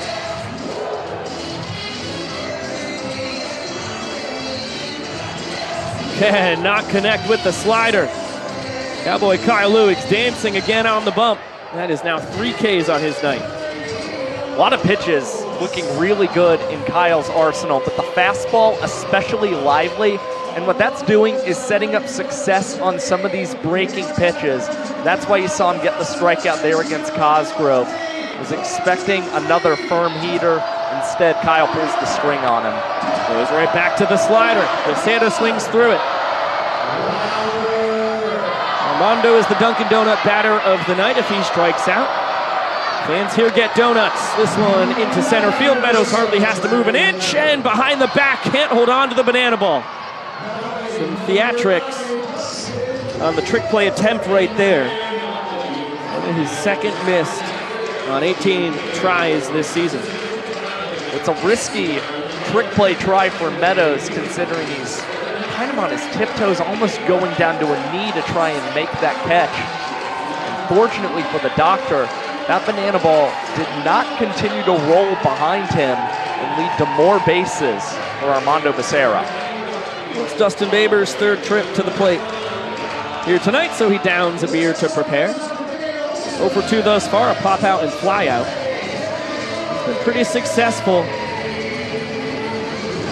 after putting away Beveraginos here in World Tour number 3. 3 for 8. After a beer chug this season, he's also reached on a trick play miss. He's just continuing to get on however he can for the boys in black and pink. That one off the end of the bat. Meadows and Alexiadis converging. Reese will tap it. Meadows collects it in the hat. Double trick play between Alexiadis and Meadows for out number 2. That's now 12 in the ball game for the Savannah Bananas tonight. Perfect tip from Alexiadis. And DR Meadows, he's gotten more and more creative with how he can field those tips that come his way. This one winds up in his cap. Now Sal Jacobo, fastball for strike 1. You see Cowboy Kyle lowering the arm slot quite often, trying to mix it up. A lot of these guys, of course, Jacobo not one of them, have seen him a ton. Alexiadis sliding snag on the edge of fair and foul territory. An exciting way to end the top of the 6th. Great play for Reese Alexiadis sliding down that right field line. We just witnessed the fastest inning of the night for Kyle Lewigs and the Savannah Bananas, 2 minutes and 33 seconds. Impressive stuff. Cowboy Kyle picks up his defense picks him up. Maceo and the fellows will dance us to the bottom of the 6th.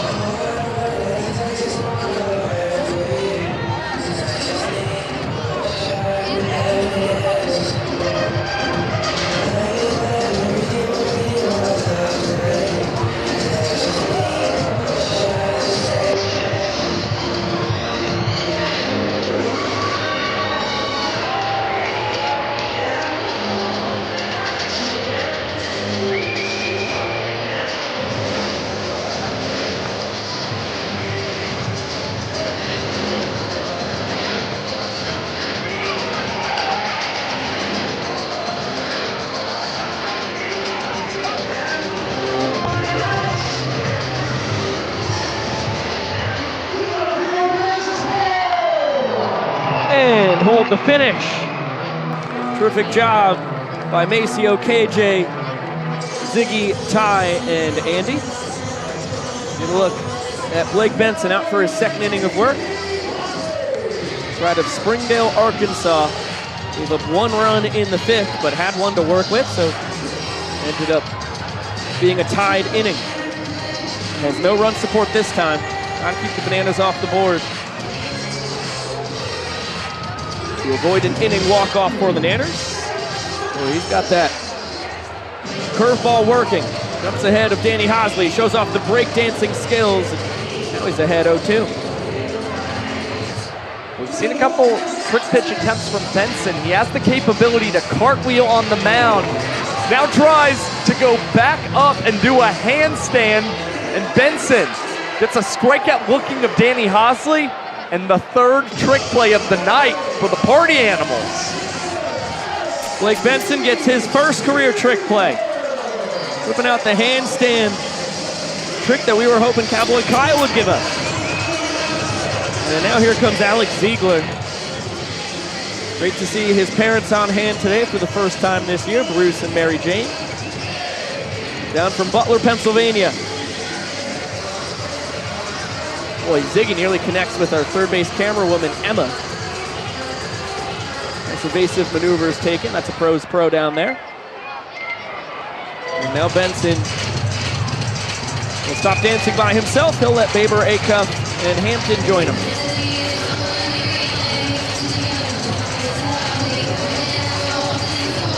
Rihanna action. Backflip, why not? And this one bounced low. Snag, Eric Fox coaching 3rd base. Another 0-2 count here for Blake. Did a great job jumping ahead in the 6th. And he's got another strikeout. Pulls the string, back-to-back Ks. He's boogieing once again. And working towards something potentially very special in this inning. Only 6 pitches for Benson so far. Tell you what, Mike Vivesa said one of the big goals during the offseason was to get more lefties on the Party Animals team. And Benson, he knew, going to be one of the big impact players for him in 2025. Front doors, the breaker right there. That one, where did it miss? Did he go? No, says 3rd base umpire Hunter Ives. That eliminates the chance at an immaculate inning. And that one to Baber. Back behind the back, pulls off the professor, and Jacobo juggling the ball at first. Puts the cherry on top. Benson dazzles in the 6th inning. Another look at the trick play that ends it.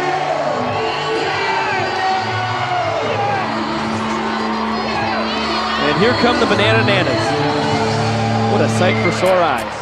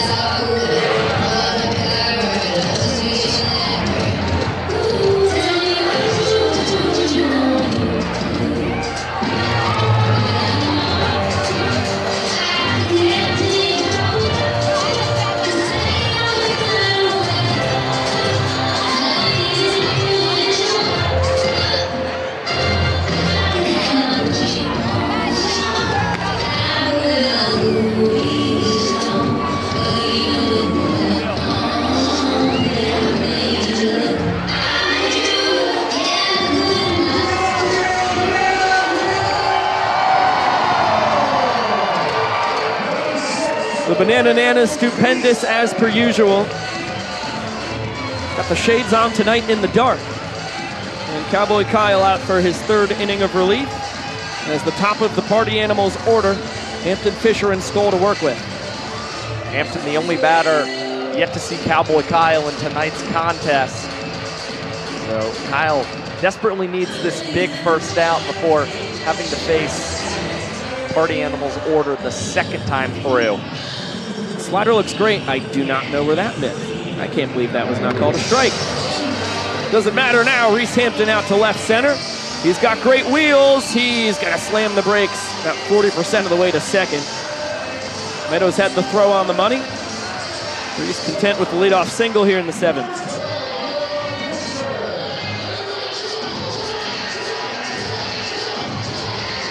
And now Noah Fisher, the first man that Lewig's faced this evening. Struck him out on a slider. Fastball misses up.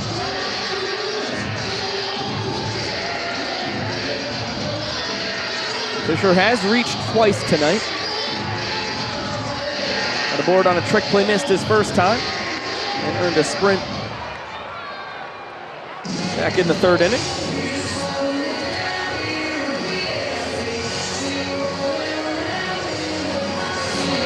Heater right down the chute.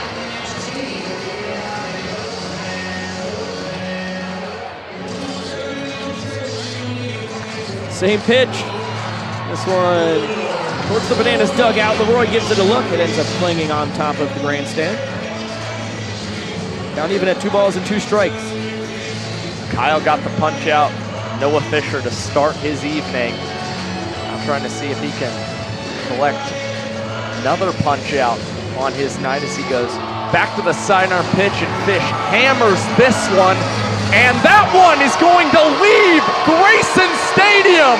Noah Fisher with some payback against Cowboy Kyle, and the Party Animals with 2 runs in the top of the 7th inning.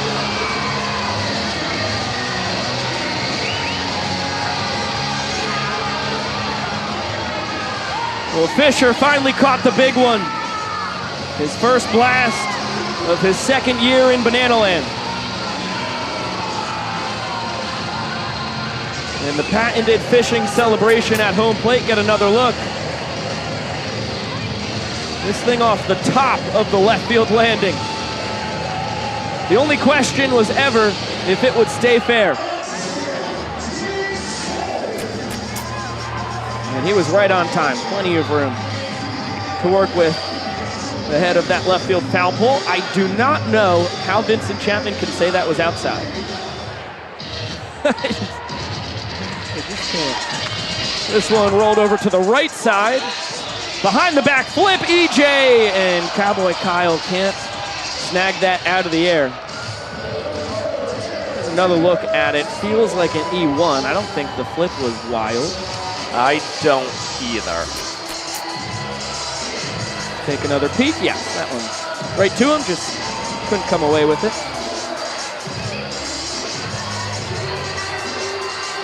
Credit nonetheless to Kyle, hopping off the mound very quickly, recognizing that Jones Jr. was going to take priority of that ball over Jackson Olsen. Unfortunately, just could not corral that one in the glove as Tanner Thomas finds himself ahead 2-0. Tanner singled off of Kyle back in the 5th.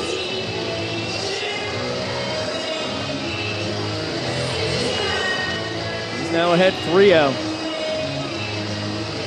Lewis looking for the first out here in the top of the 7th. Skoll takes off on the 3-0. It's going to be ball 4. He can fly. Bananas get it around the infield. Now to the outfielder. Skoll's going to test him. Throw from Rack. Not in time. Boy, Jake Skoll flying around the bases. Gets the head start. And it never slows down. We credit Tanner Thomas with the RBI sprint. Drives in his 11th run of the year. Skoll gets a chance at the Pong finale. And he can't connect once again. Best shot we've seen thus far, but just off the back rim. I'll tell you what, man. I mean, it's just got to be cracking down on the party animals right now. Already feeling a lot of pressure to tie up this ball game, but still trying to get that ball in the cup tonight.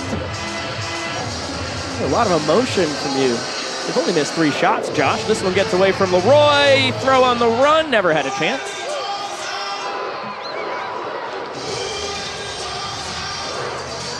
It's a base running by Tanner. He stole second back in the 5th inning. This time gets up there on the wild pitch.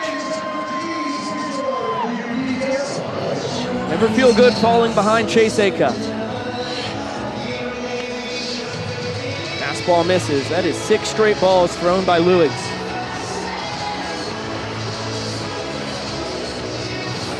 Gets 7 bad ones in a row.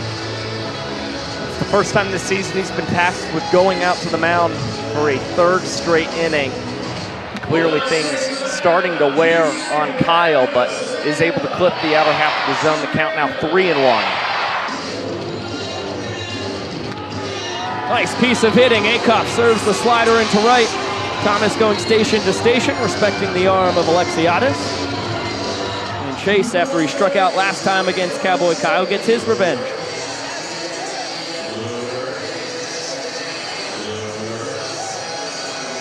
So far here in the 7th, starting with the top of the order.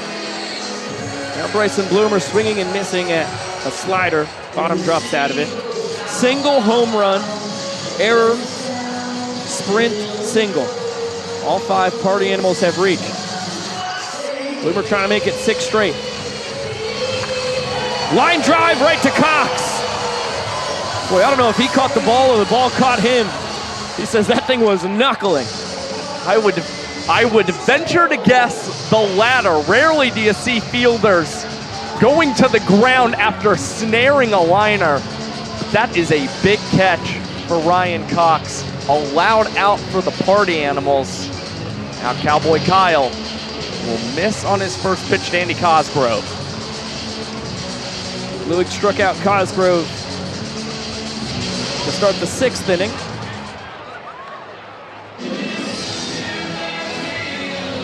Runner still at the corners here, now 1 away. And a swing and a miss. Acuff is going to steal second base, uncontested. That might wind up working in Cosgrove's favor even more. He's batting .385 with runners in scoring position this season, and skies this one in foul territory. Leroy watching will come down with the pitch, the catch, the standard route. Here's Jesse. Fans, now coming to pitch, the world's tallest pitcher. Please welcome Dakota Stilts Albritton.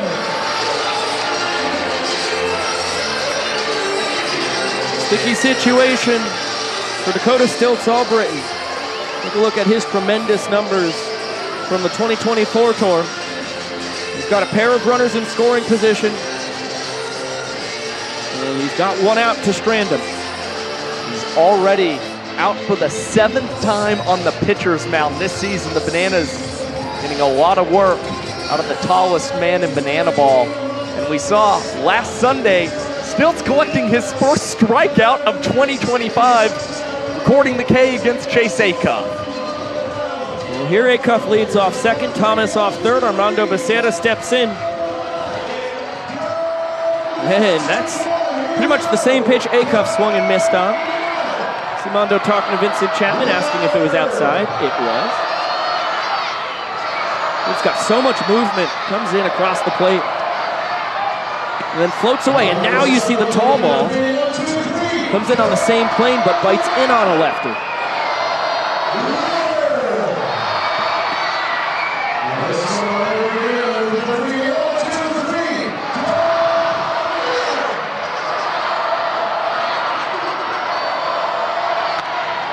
This one lifted out to left. Cruz will grab it. For out number 3, Stilts does his job. Strains the 2 inherited runners from Lewis. And the Party Animals have to be content with a 3-run 7th. Good chance to tie this game. Yeah, the Party Animals have had a pretty rough go of holding 1-run leads so far in 2025. 3, a very comfortable position for the new man on the mound, Nate Tellier, to inherit. What a big spot here for the former Boston Red Sox minor leaguer. So far has been a little erratic in his awful young banana ball career. He's gotten limited opportunities and not a lot of run support. So this is a great change of pace for Nate. Yeah, we saw him last weekend pitch in 2 different games, did not enter with a lead in either inning, and allowed a walk up to the Bananas both times. He's allowed sprints to nearly 17% of the total batters he's faced to begin his banana ball career, but he has been wildly entertaining on the mound, trying to nail a couple trick pitch strikeouts. He's still yet to get there, but also his high velo fastball has continued to impress both Bananas and Party Animals.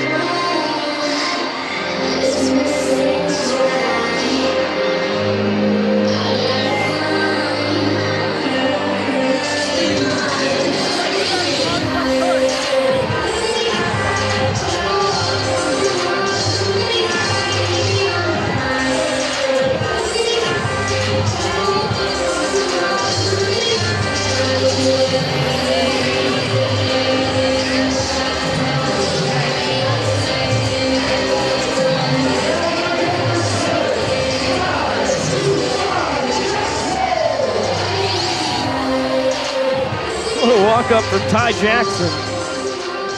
Shout out Mindless Behavior. A boy band made up of young teenagers that went viral with this song in particular back in the mid-2000s. Ended up touring with Justin Bieber, Jason Derulo, Janet Jackson, Backstreet Boys. I mean, what a crazy life. And now, the greatest honor of all, Ty Two Fly lip syncs their song coming up to home plate. This is how you know Mindless Behavior has finally made it. Wow, that was a lot of movement on the front door bender that ends up missing down. Impressive take from Ty Jackson. You see Tellier, the smile says it all. He thought Jackson surely going to go around on that one. Now another bender, skied into foul territory. Cosgrove and Jacobo nearing one another, and neither defender will make the grab. They're hitting the perfect spot. Looks like another guy was sure who was going to grab it up until the last second. Not an effective stab there from Cosgrove. Hey, Tellier behind the back. Fires the heater in. And between the legs with the bounce, Bryson Bloomer pulls off the professor. Sal Jacobo behind the back at first base with the reception. Double trick play and a doozy. Banana ball at its finest. A trick pitch try from Nate Tellier turns into a stellar double trick play from the Animals. It's Bloomer and then Sal Jacobo, the rookie, grabbing the first at first base. And now we get to take a deep breath. and bask in the greatness of the bat boy. Excellent work, young man. Big fist bump from Scott when he got back to the dugout. Well, that's Cheddar on the outside corner for strike one. Tellier shaking those hips on the bump. Right back to it, this time a cutter. A-cuff, no time for a trick. Oh, Jacobo does though. 360 behind the back, lands on the bag. Salvador, slick as could be over at first. All of a sudden, Jacobo has figured it out at the first base position. Nearly a 360 spin to collect it. And you see the admiration from Chase Acuff pointing over to the rookie. Eric Jones Jr. taking off. He will steal first base. Well, he was mad for a second, but I can't believe my fellow former minor leaguer nearly clipped me on the first pitch. Then he realized that took a pretty unique deflection off of Cosgrove's mitt, and he will grab his first steal of first on the tour. With the Bananas down 3 in the inning and 2 outs, you need base runners, and Eric Jones Jr. can get on via the steal of first. You're very happy with that. And Robert Anthony Cruz, the most dangerous bat in this Bananas lineup, is now up with a 1-1 count. Wasn't dangerous for the egg last night. Rack came as close as anybody, took the phone out on the first swing, but never could barrel up that dastardly egg. Fastball right down Broadway. Tellier gets to dance. He earns the point for the Party Animals, and we're knotted at 2. It's all about speed. Now we get ourselves a sheet race. The news just keeps getting better and better. Tied game after 7 innings, and we've got 4 kids down on the field who will be racing around the infield and have to keep all 4 limbs inside the sheet at all times, or else they will be disqualified by yours truly. Doesn't matter what they say down there. I have the final say. It's my favorite promotion. Nice start here for green, but yellow right on their tail. Blue in the middle. Brown is falling behind. Yellow has pulled ahead. Oh, Brown collapses. Brown hits the ground and is back up, but it is a 3-sheet race. Down goes yellow. It is between green and blue. Green has a lead, but cannot make a mistake. Blue right behind. Green, impressive win. Fundamental all the way through. Blue showing off some great speed, taking second. We're going to give yellow barely a third place ahead of Brown, neck and neck for that last spot. Well, towards the end of that sheet race, all you were focused on was green going to keep the shoes inside of the sheet. Right. Very impressive stuff from a sheet race rookie. They're all sheet race rookies. Correct, yes. No infractions. Clean race, start to finish. And Zach Phillips takes over on the mound for the Bananas. 9, 10, and 1 in the Party Animals order against him. New cap on his head for the pride of Texarkana, Arkansas. And the man coming off of tossing the 5th fastest inning in Banana Ball history. 6 pitches, a 1-minute inning last Sunday, and will not get off to the start that he's looking for tonight. Very similar to what we just saw from Cosgrove and Jacobo a half inning ago. Right. It's Jones and Leroy coming together in foul territory. Either one making a snag. Yeah, with the cold weather, we're seeing guys not thrilled about the possibility of running into each other. I don't blame them. This one jacked, but yanked foul. Boy, Justin Baber. Good wood on it, just a hair early.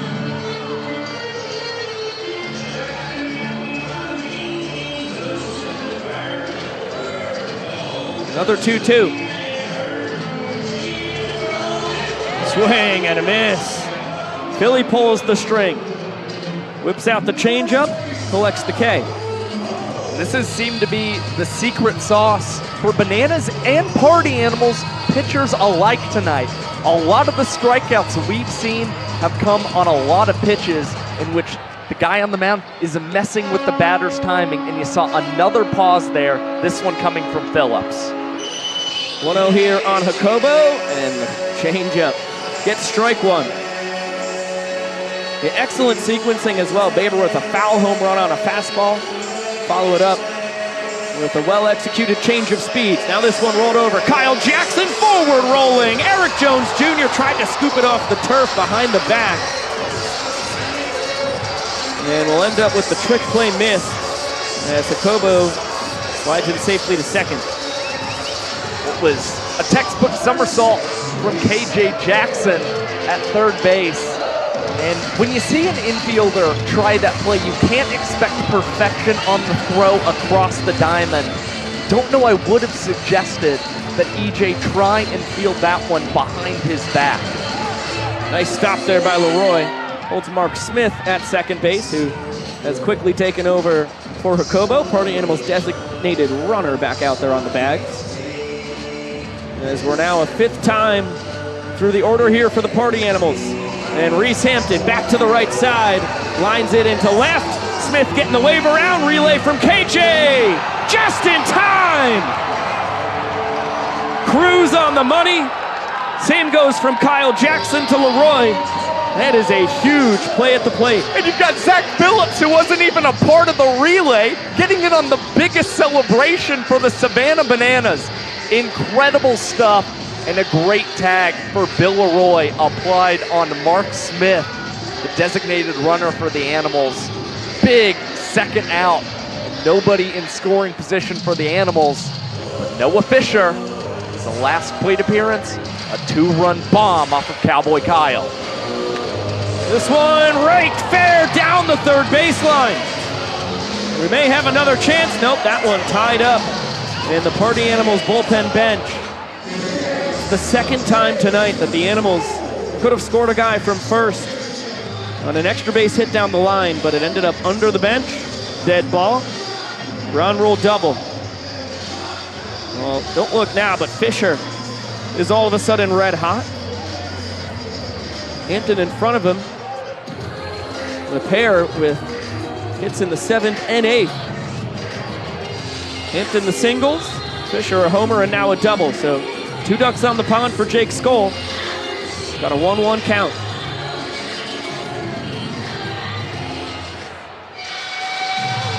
There's the changeup. Boy, it is working for Philly. 1 strike away from surviving unscathed. 1-2 goes to the fastball, defensive swing. Cruz underneath it, and he'll have it for out number 3. Pair of Party Animals stranded in scoring position as Philly works in and out of trouble. And that sweet revenge for Philly a weekend later. Skoll had a single as the golden batter against him last Sunday, then drew a ball four sprint in the same inning to score a run for the Party Animals. Now Philly able to squash that Party Animals rally with Skoll at the dish.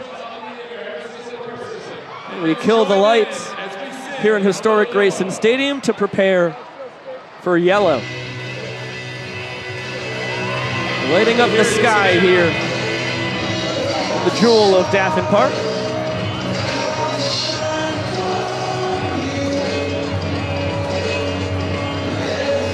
We get to see our brand new historic Grayson Stadium lit up with phone lights for the first time in 2025.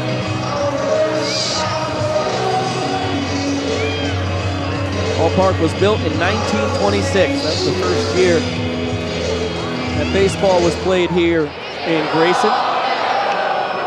Which, if you're doing the mental math at home, means this is the 100th year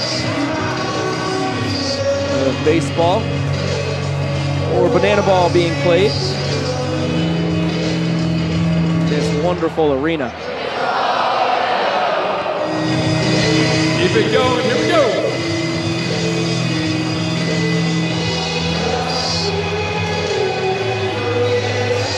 The first time the LED lights get to create true darkness. I think the phones provide all the light. Jesse Cole, I'm sure, has to be pretty cool for you down there. We love you so much, Banana Nation. Now let's go, Bananas! And do, boss. Brady Keiss is taking over on the mound for the Party Animals in another huge spot And boy, he came up in the clutch last Sunday, helping the Party Animals win the third and final game in Fort Myers. He's done everything right this season for the Party Animals and was as dialed in as ever last Sunday. You saw punch-outs of Corel Prime in the 9th that wound up sending us to showdowns, then 2 showdown shutdowns and 3 opportunities. Both of them came on strikeouts against Dan Oberst and KJ Jackson, and he has just continued to get ahead in counts against batters. The Bananas, they are batting 176 against the lefty to start 2025. That is not good if you're the Bananas. You would like that to be a lot higher. It's going to be 5-6-7. Luis Alexiadis still looking for his first home run in year number 2. Left the yard 5 times a season ago. Quickly behind 0-2, has to look out for the 4-seam fastball. It was a changeup and slider, and that one bounced in. It's like an assist from Vincent Chapman to keep that from going to the backstop. Cosgrove checking on the umpire behind him. Got a bundled up Maceo Harrison, hoping to spark a rally. Kais juggling the ball with his glove. Goes for the back foot bender, nearly hits Reese on the back foot. And I'll tell you what, it's mighty important that Cosgrove is able to receive that one in the glove. It's definitely a possible steal of first for Alexiadis if that one had gotten away. Payoff pitch. Bounced off of Kais. Baber backhanded on the run. In time. Now what a play from Dustin Baber. I expect a challenge, and I expect the call to be overturned. But Babes did all he could to create a situation for Seth Markham to make an out call. We'll get a look at the replay here.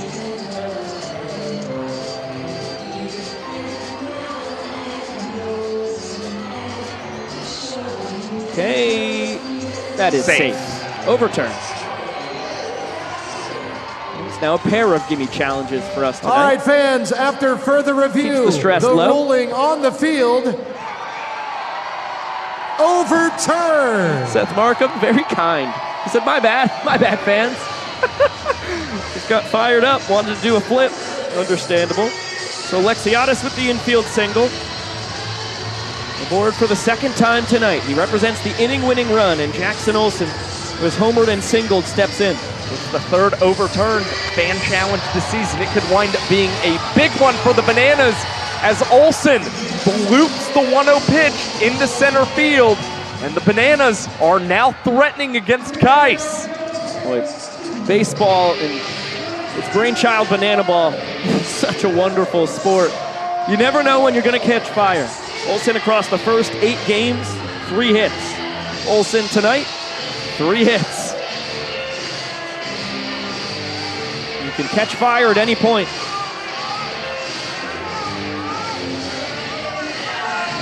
And that one all the way to the backstop. Alexiadis advances to third. Olsen follows him up to second.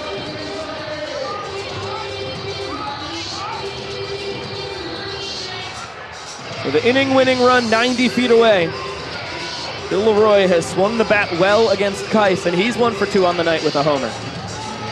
Had a long ball against Kais last year in this ballpark. I think seeing how well he's hit against Brady throughout his career, that's the reason he didn't steal first base on the wild pitch. Well, 1 ball here from Kais. We'll walk off the inning for the Bananas. They'll jump back out in front. 3-0 pitch. Bill doesn't want it. He's trying to end the inning in style. Bananas have all 3 outs to work with. Party Animals with a 5-man infield. Bill, another healthy hack. Once again comes up empty. Payoff pitch. Chop to Bloomer, throw home in time. Big play, saves the inning for now for the Animals. Textbook from Bryson Bloomer, incredible play. Little surprising that Alexiadis tried to score on that one, but Tyler Gillum's green light special base running system is all about putting pressure on the opposing team. Bloomer did not crumble in that situation. Big spot here for Kyle Jackson. Takes a fastball just a smidge outside. He was the man Kais caught looking to win Game 3 in Fort Myers in the 4th round of showdowns. Pretty similar pitch to what was called ball 1.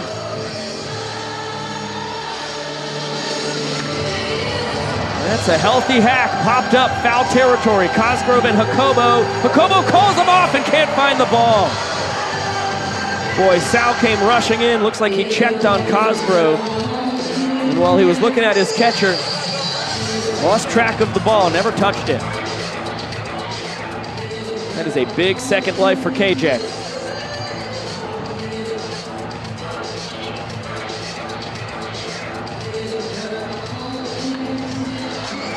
Kais pounds the zone. 2-2 count. Kais continues to get a little more dialed in. The more he gets into this inning, hopefully for KJ, see a little bit of a choke up on the bat, just trying to shorten the swing and make sure he can put the ball in play. That is a great pitch that he's able to battle off. Fortunately for KJ, fans not making a play. It was the slider there. Another 2-2. Back to the fastball. This one laced out to right center, and it'll be down. Kyle Jackson gets his first walk-off of the tour. Puts the Bananas back on top. They lead 3-2 going to the 9th. And they're going to celebrate with the Continental Drift. The boys love it. All you got to do is listen to Sid the Sloth.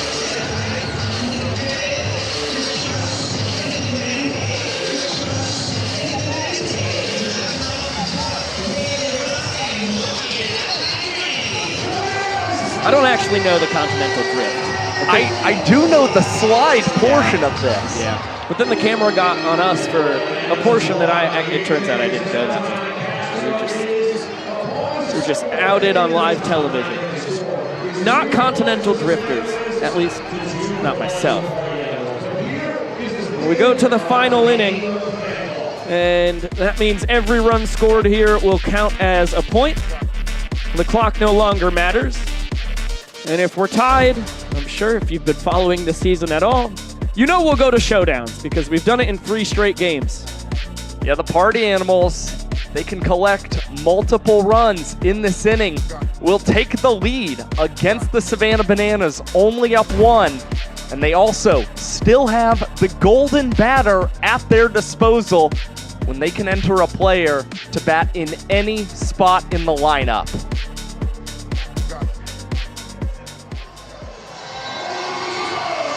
The Danners turn to Danny Do-It-All. Hosley started the game at third base. Now he tries to finish it on the mound. He's 2 for 4 in save opportunities this season. The man who has gotten in the way of them both times just so happens to be the man leading off this inning for the Party Animals in Tanner Thomas. What Hosley has still continued to do well this season and across his banana ball career, strike out a lot of batters, currently owns a 25% strikeout rate. Tanner Thomas, Chase Acuff, and Grayson Bloomer. Who to swing it against one of the best pitchers in banana ball history.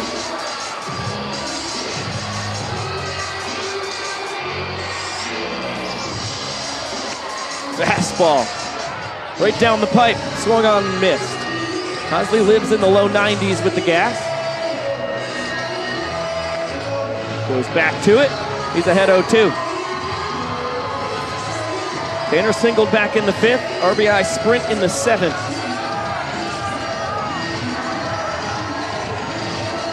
He's had a game-tying home run and a game-tying single off Hosley already this tour. Swing and a miss. Only takes 3 pitches to dispatch of Thomas this time. The Vulcan changeup does the job. That's a pretty big sigh of relief for Danny Do-It-All. Light work there against Tanner Thomas. Now the Party Animals lefty, 2 for 6 batting in the 9th inning this season. And they turn it to the man who was the best Party Animal batting in the 9th a tour ago, Chase Acuff. Long run, Corral Prime in at first. He tracks it down. It's prime time in the top of the ninth. Corral shows off the range. Started at the EH, has not appeared defensively until this final inning, and just made a major league play in foul territory. We've seen it give so many guys trouble tonight, and Prime, finally the man, able to master an incredibly tough catch. What a tale of two outfits. Prime with the wool hat on, as it's below 40 degrees. The Bananas shirtless. Danny Hosley trying to lock down a 3-2 win. Grayson Bloomer stands in the way. Ball and a strike.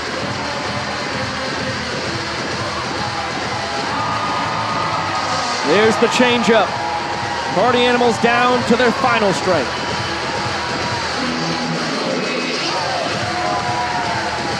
That's a good take by Bloomer. Deuces are wild.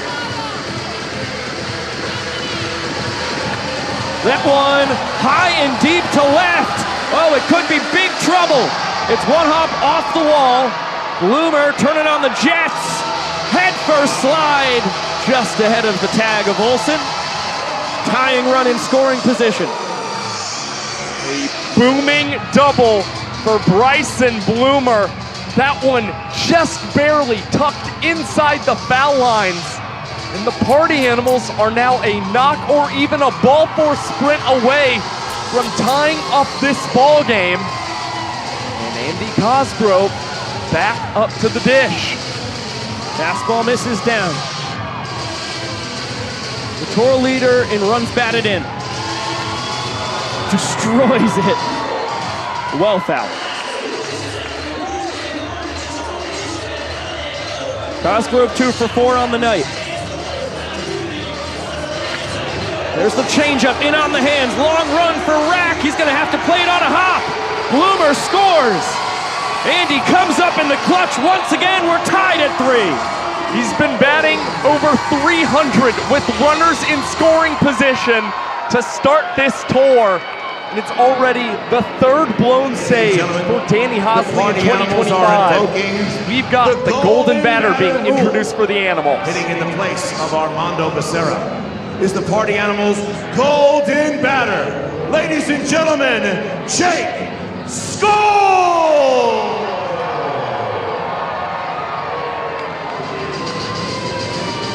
The inning started with a strikeout, then the excellent play by Prime in foul territory. 2 quick outs.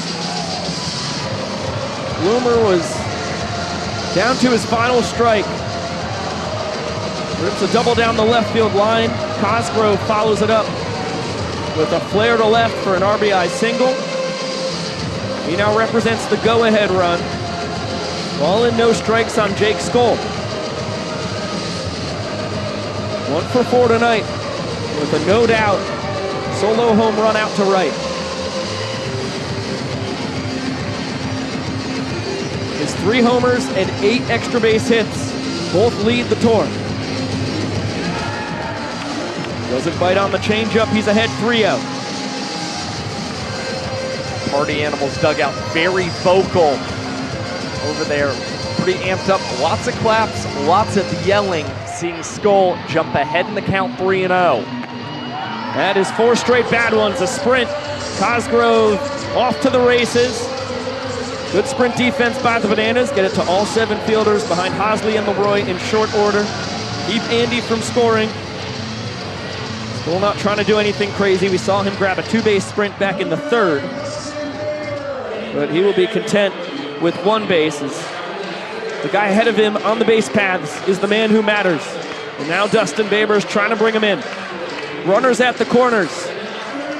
Look out, Babes. 1-0 count. Early in this 2025 tour, Baber, often the guy who the Party Animals are golden batting for. So this is his first plate appearance in the final inning this season. And you know he is trying to make it count. It's a Chapman A-OK. He knocks Bill's mask off after Baber knocks the mask clean off of Chapman. Ball and a strike on Baber.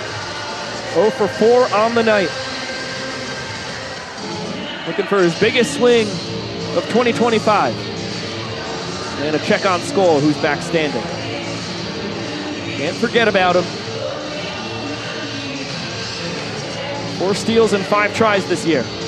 Fastball. Plenty of plate, 1-2 count.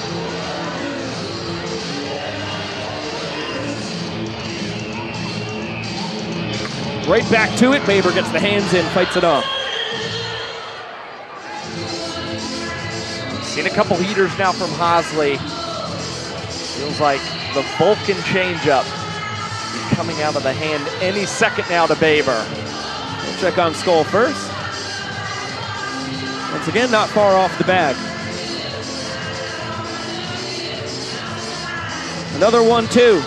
Sticks with the fastball. This one punched out to right. It'll drop down in front of a diving Alexiadis.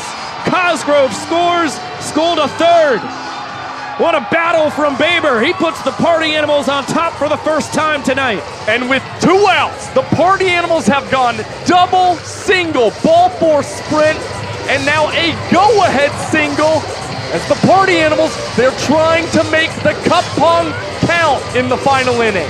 Andy Cosgrove has the shot. He does not hit it. And Josh is devastated. Oh, no.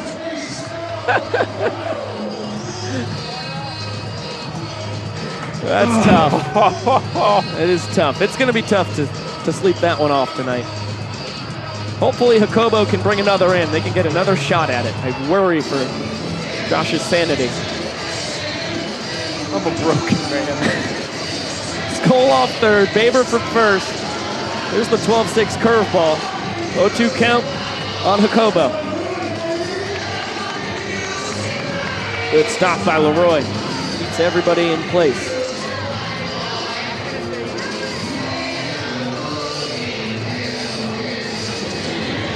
Big bender, wow.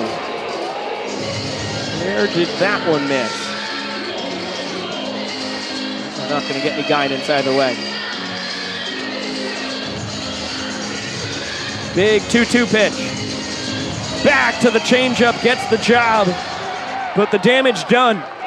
2 runs, both scored with 2 outs by the Party Animals. They turn this game on its head. Well, that's the beauty of the final inning in Banana Ball, and the Party Animals did incredibly well. Not only with 2 outs, but also utilized the golden batter effectively as well, as you saw a key ball 4 sprint from Jake Skoll to extend the inning and set up Dustin Baber to come through in his very first plate appearance in the 9th inning. Well, now the game in the hands of Drew Gillespie, who was absolutely dynamite a week ago. 2 scoreless innings in relief. And one of the greatest plays we have ever seen in Showdown history in Banana Ball. Drew with plenty of rest, trying to nail this one down. And he's got his first save opportunity of 2025, only blew one last season, has been very effective against the Bananas and kept a lot of banana balls on the ground so far. Gillespie even told us there's the possibility that he pulls out a trick pitch or even moves behind the mound and attempts something around the second base bag tonight. All right, we'll see. We've seen Drew pitch to Dalton Malden from in front of second base. Was able to induce an Acuff trick play on that one.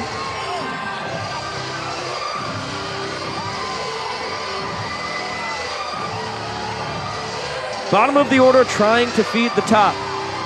9, 10, and 1. Prime, Cox, and then Meadows. And Corella had 1 out.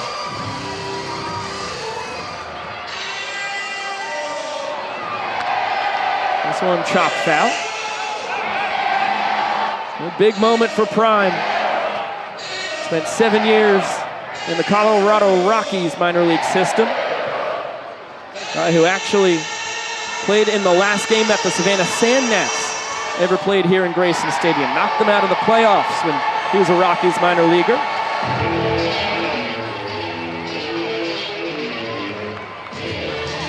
trying to leave his mark on historic Grayson Stadium. That was a beautiful front door bender, just missed the corner. 2-2 from Drew. Hot shot past the dive of Acuff. Prime comes through in the clutch, and the game's tying run is aboard. Here comes the young professor. The golden batter rule. Hitting in the place of Ryan Cox is the Savannah Bananas golden batter, DR the Doc Meadows. Fascinating strategy for Gil and Viro and Fox. It's Bananas coaching staff going to the doctor, who is also on deck, as he is the Bananas leadoff man, and we're in the 10-hole. So he'll get to hit back-to-back. Malachi Mitchell has taken over at first base, and a 1-0 count on DR. Well, he had the most success against Drew Gillespie of any Bananas bat last season. What he's going to be able to do is learn a lot from this plate appearance and build it into his next one. Again, he's the on-deck batter.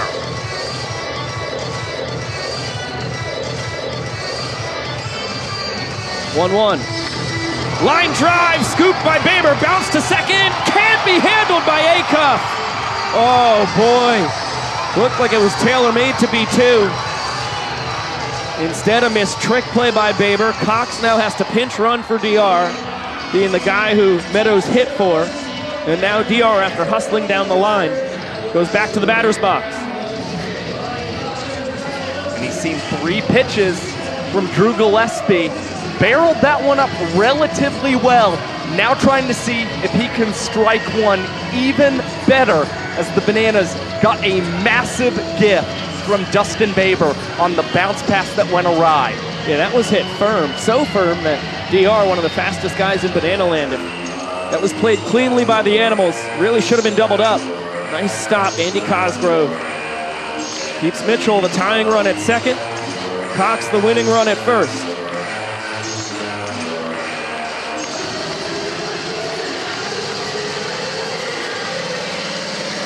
Two balls and no strikes.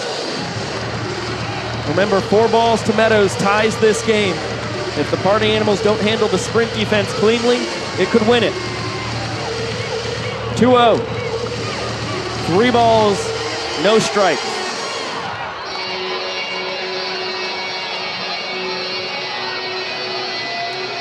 I'd wager DR is taking all the way. Nobody holding on Mitchell or Cox. Cox with a pretty sizable lead off of first, and ball 4 is fired. Mitchell ducking out of the way. He will score the inning-tying run, and Ryan Cox gets the hold from Tyler Gillum at third base. But the Bananas, men on the corners, and still nobody out in prime position to walk off this ball game. Yeah, just an uncompetitive job there by Gillespie. You do not see that often from the man out of Albuquerque, New Mexico.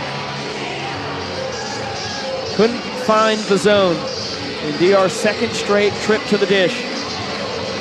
Now the dangerous Dan Ober steps up. The Party Animals going to the 5-man infield. Hampton comes in from center. So Fisher and Skoll by themselves in the outfield. Gillespie goes to the big hook to try and find the zone. It is now 5 straight balls thrown. Ryan Cox doesn't necessarily have to run himself into an out at home plate. Nobody forcing him to advance here. And I'll take that statement back as DR Meadows swipes second base as Dan Ober flails through the bender.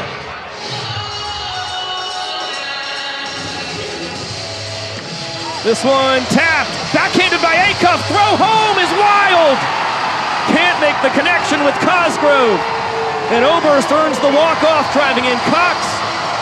Manners come back and win it 5-4. A wild series of events in the final inning. You see a back-and-forth contest. The Party Animals going on top in the top half of the inning, but the Bananas, an impressive rally in the bottom half, and big plate appearances from DR Meadows, especially the ball 4 sprint he's able to earn the second time up against Drew Gillespie. As over the past 2 years, The Bananas and Party Animals 17 and 17 against each other in Grayson Stadium. The Bananas jump themselves back up in this home series with the victory tonight. And they get to dance.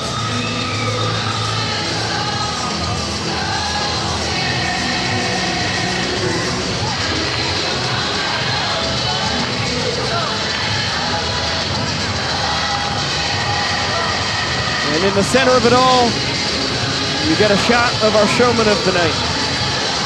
The greatest showman in Bananaland, Jackson Olsen.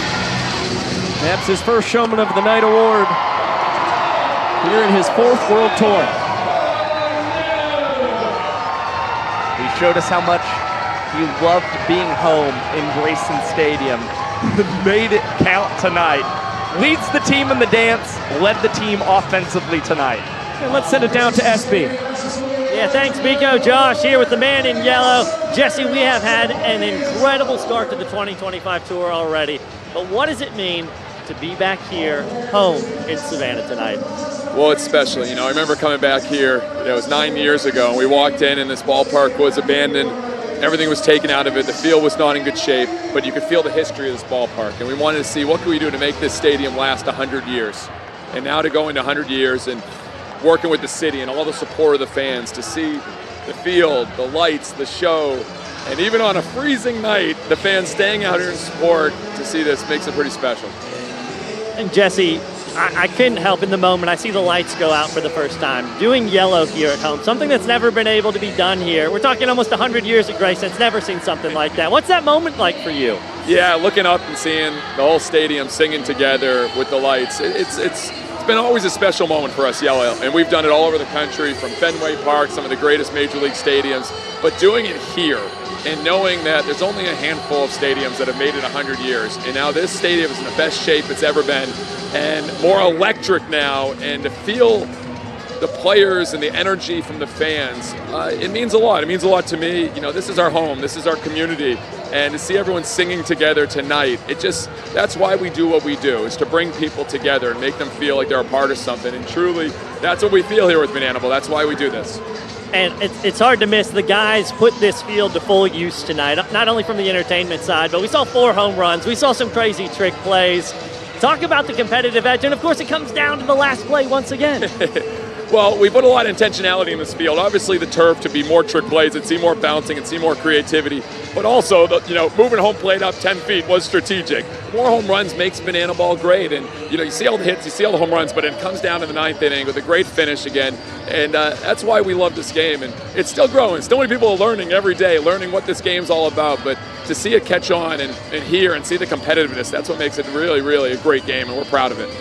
Well, Jesse, what a night. Great home opener here in Savannah. Biko, Josh, I'm going to let this guy go do some dancing in the plaza to try and warm up.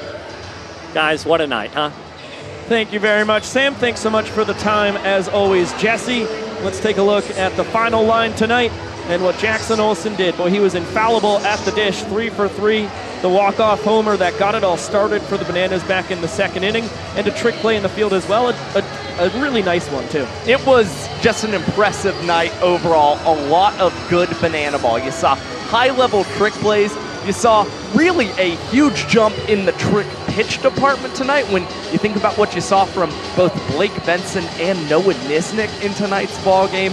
And in the end, the Golden Batter, incredibly effective for both teams in this ball game. And the 9th inning pays off as you saw it back and forth between the Party Animals and the Bananas before the boys in yellow wound up on top in the home opener.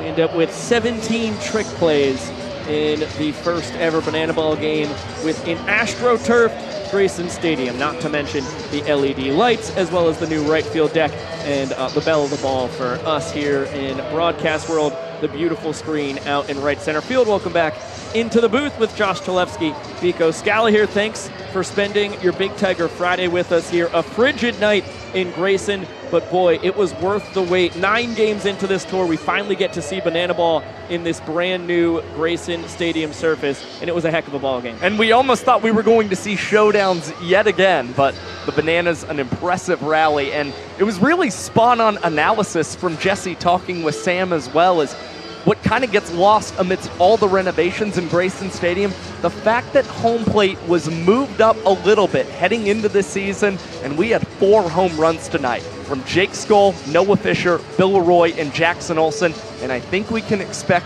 even more tomorrow and on Sunday afternoon. Bill and Jackson's home runs may be aided by the slightly smaller dimensions. It's 8 feet closer down the left field line, only 2 feet closer in right, 15 feet closer in dead center. Skoll and Fisher, those things were a mile gone in old Grayson as well. But it'll be fun to see how many balls leave the yard across our 27 games we have scheduled in the regular season here in Grayson Stadium. And then, of course, the Banana Ball Championship in October will be housed right here as well. So that will be a blast. Tomorrow night, little Saturday night action, Bananas against the Party Animals once again. And bonus pregame action as well, 6:30 p.m. Eastern. We will kick things off so you can see for the first time this year the extra pregame shenanigans in this brand new look Grayson Stadium. It's going to be a whole lot of fun. Of course, 7 p.m. Eastern tomorrow will be first pitch. A big thank you to the entire crew that made this possible. Boy, what a job they did across the last 2 days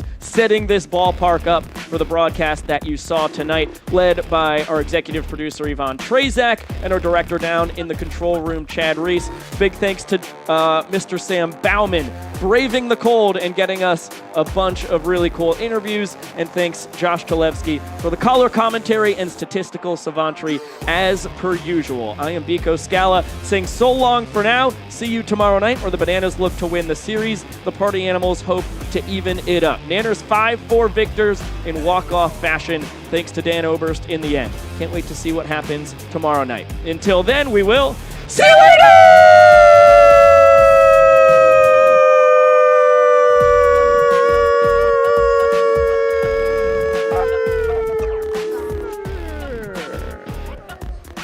I'm practicing cup pong tonight.